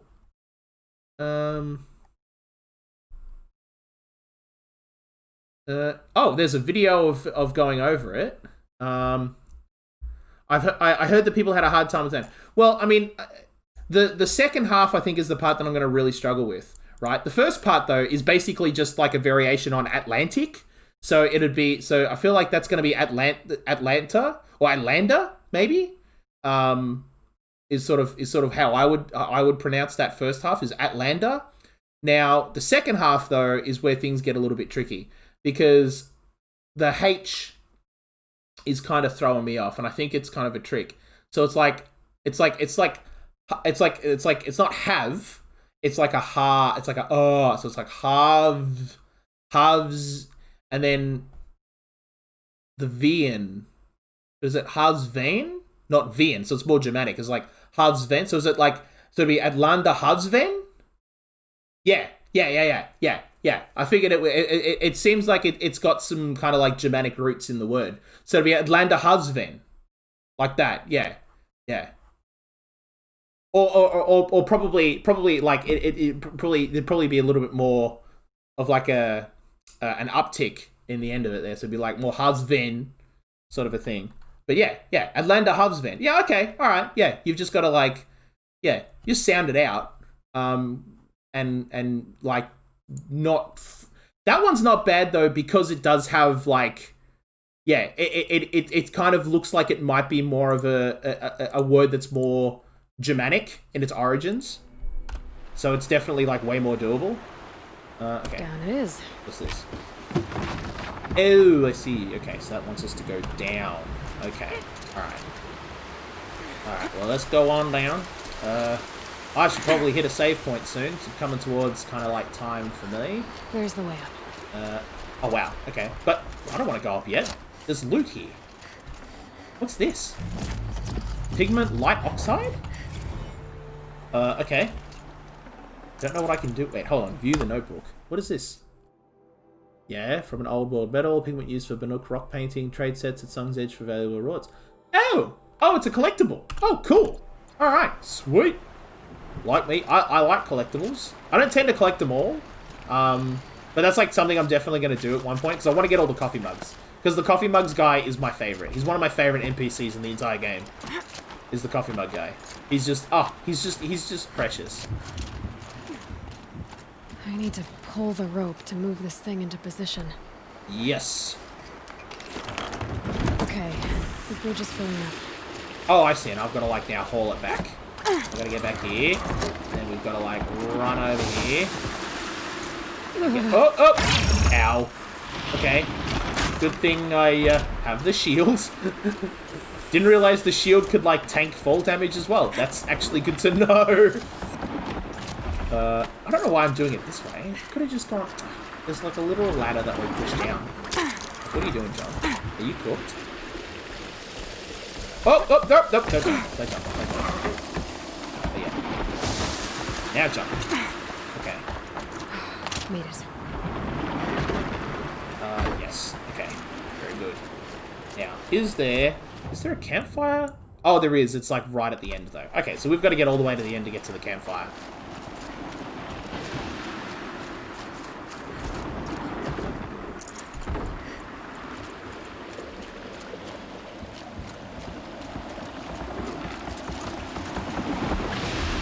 Oh, another bridge, but this one's already done for me. This one's already a done deal. All right. Well. Man, I never thought I'd run into like the post-apocalyptic equivalent of traffic lights, but no, come on, no, no, okay, alright. Thought we could get that in one, but nope. Oof, poor Aloy. I really hope those shields are able to like keep water out, because like that's gonna be, oof, that's cold. Okay. Oh, okay. So we're gonna... Wait, hold on. Is my weight... No, it is the water. Okay. So we just gotta... Okay. And run and jump. Okay, there we go. Alright, I think I was just a little bit too eager to jump the first time. Patience, John. You must learn the value of patience. Alright, where am I going now? All the way up and over here. Any more gimmicks? Nope, this one's just straight leap. Oh, no, there is a gimmick, but it's a cutscene. Oh no, we are in trouble! The shaman. Oh damn. Okay, that's a little bit more spooky. There's a new... Oh, is that a behemoth? Is that a demonic behemoth?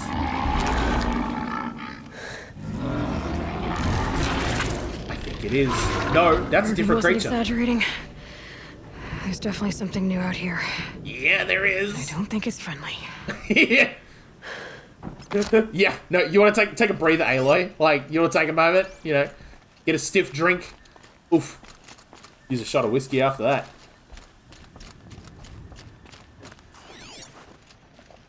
Alright, what's this?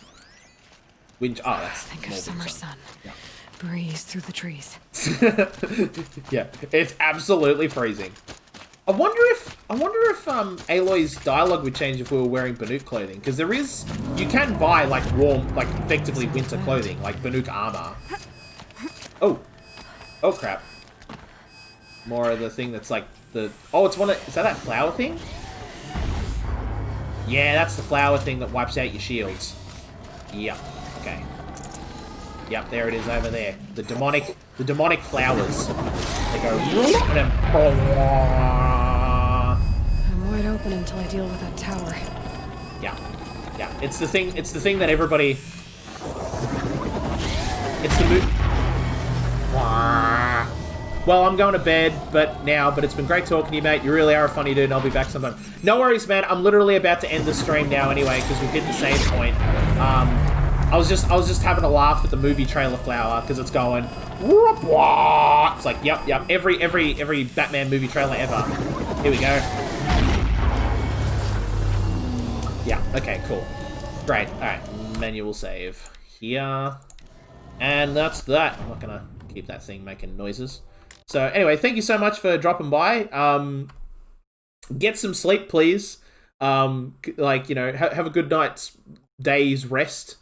Yeah, no, absolutely. It was great talking to you. We'll see you around next time. And for everybody else watching, thank you so much for joining me today. I hope you liked what you saw. If you like what you saw, be sure to hit the follow button to get notified of when I go live next. Any changes to when I go live all go up on Twitter, so there's a link to it down below, so you can go and follow me there on Twitter. Like, for the last couple of days, my stream's been a bit different. Like, on Friday, I was watching the presidential debate, and I was like, I'm going to start late because I really want to watch that. And it was interesting. I'm actually kind of glad I watched it. And if they were doing, like, it was the grand final was yesterday, the AFL grand final was on yesterday. It was a night match, though, but if it was on at its traditional time, which is like about 3 in the afternoon, probably would have stopped to watch that. So yeah, any changes will go up there. Even not just schedule changes, but game changes as well. Like yesterday, instead of playing Horizon Zero Dawn, I played Halo 3. I did a Halo 3 speedrun, just because I felt like doing a Halo 3 speedrun. I don't know, I'm just in the speedrunning mood at the moment. This is kind of like my Friday, so for the next couple of days, I won't be on stream.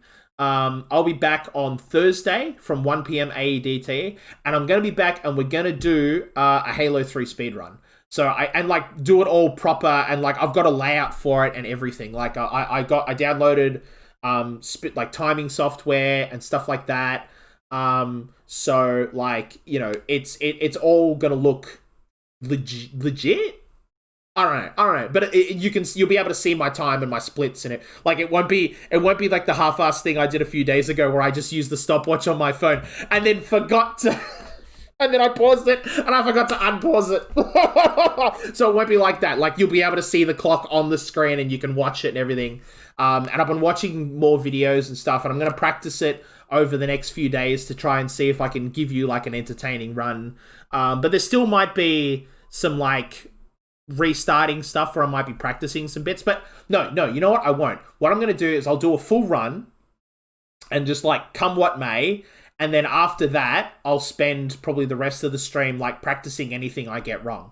And I guarantee you, there's stuff I'm going to get wrong. I need to practice. I need to practice to get the gravity hammer at all in Floodgate, so I can do all of the hammer jumps there. And then the big, what is it called? The Spectre? No. Oh, I can't remember. The big walking thingy. The big walking thingy fight in the Ark. Is like giving me heaps of trouble getting that to work, because for some reason I can get the gravity lift, I can get to the spot in time, and then I keep killing myself when I try and board the thing. So I've got to practice that. But I've got like, you know, there are like backup strategies and stuff like that I should also practice. But that's what we'll be doing on Thursday and Friday, I should say. So come on by for that. But until then, this has been Pint Party. Cheers.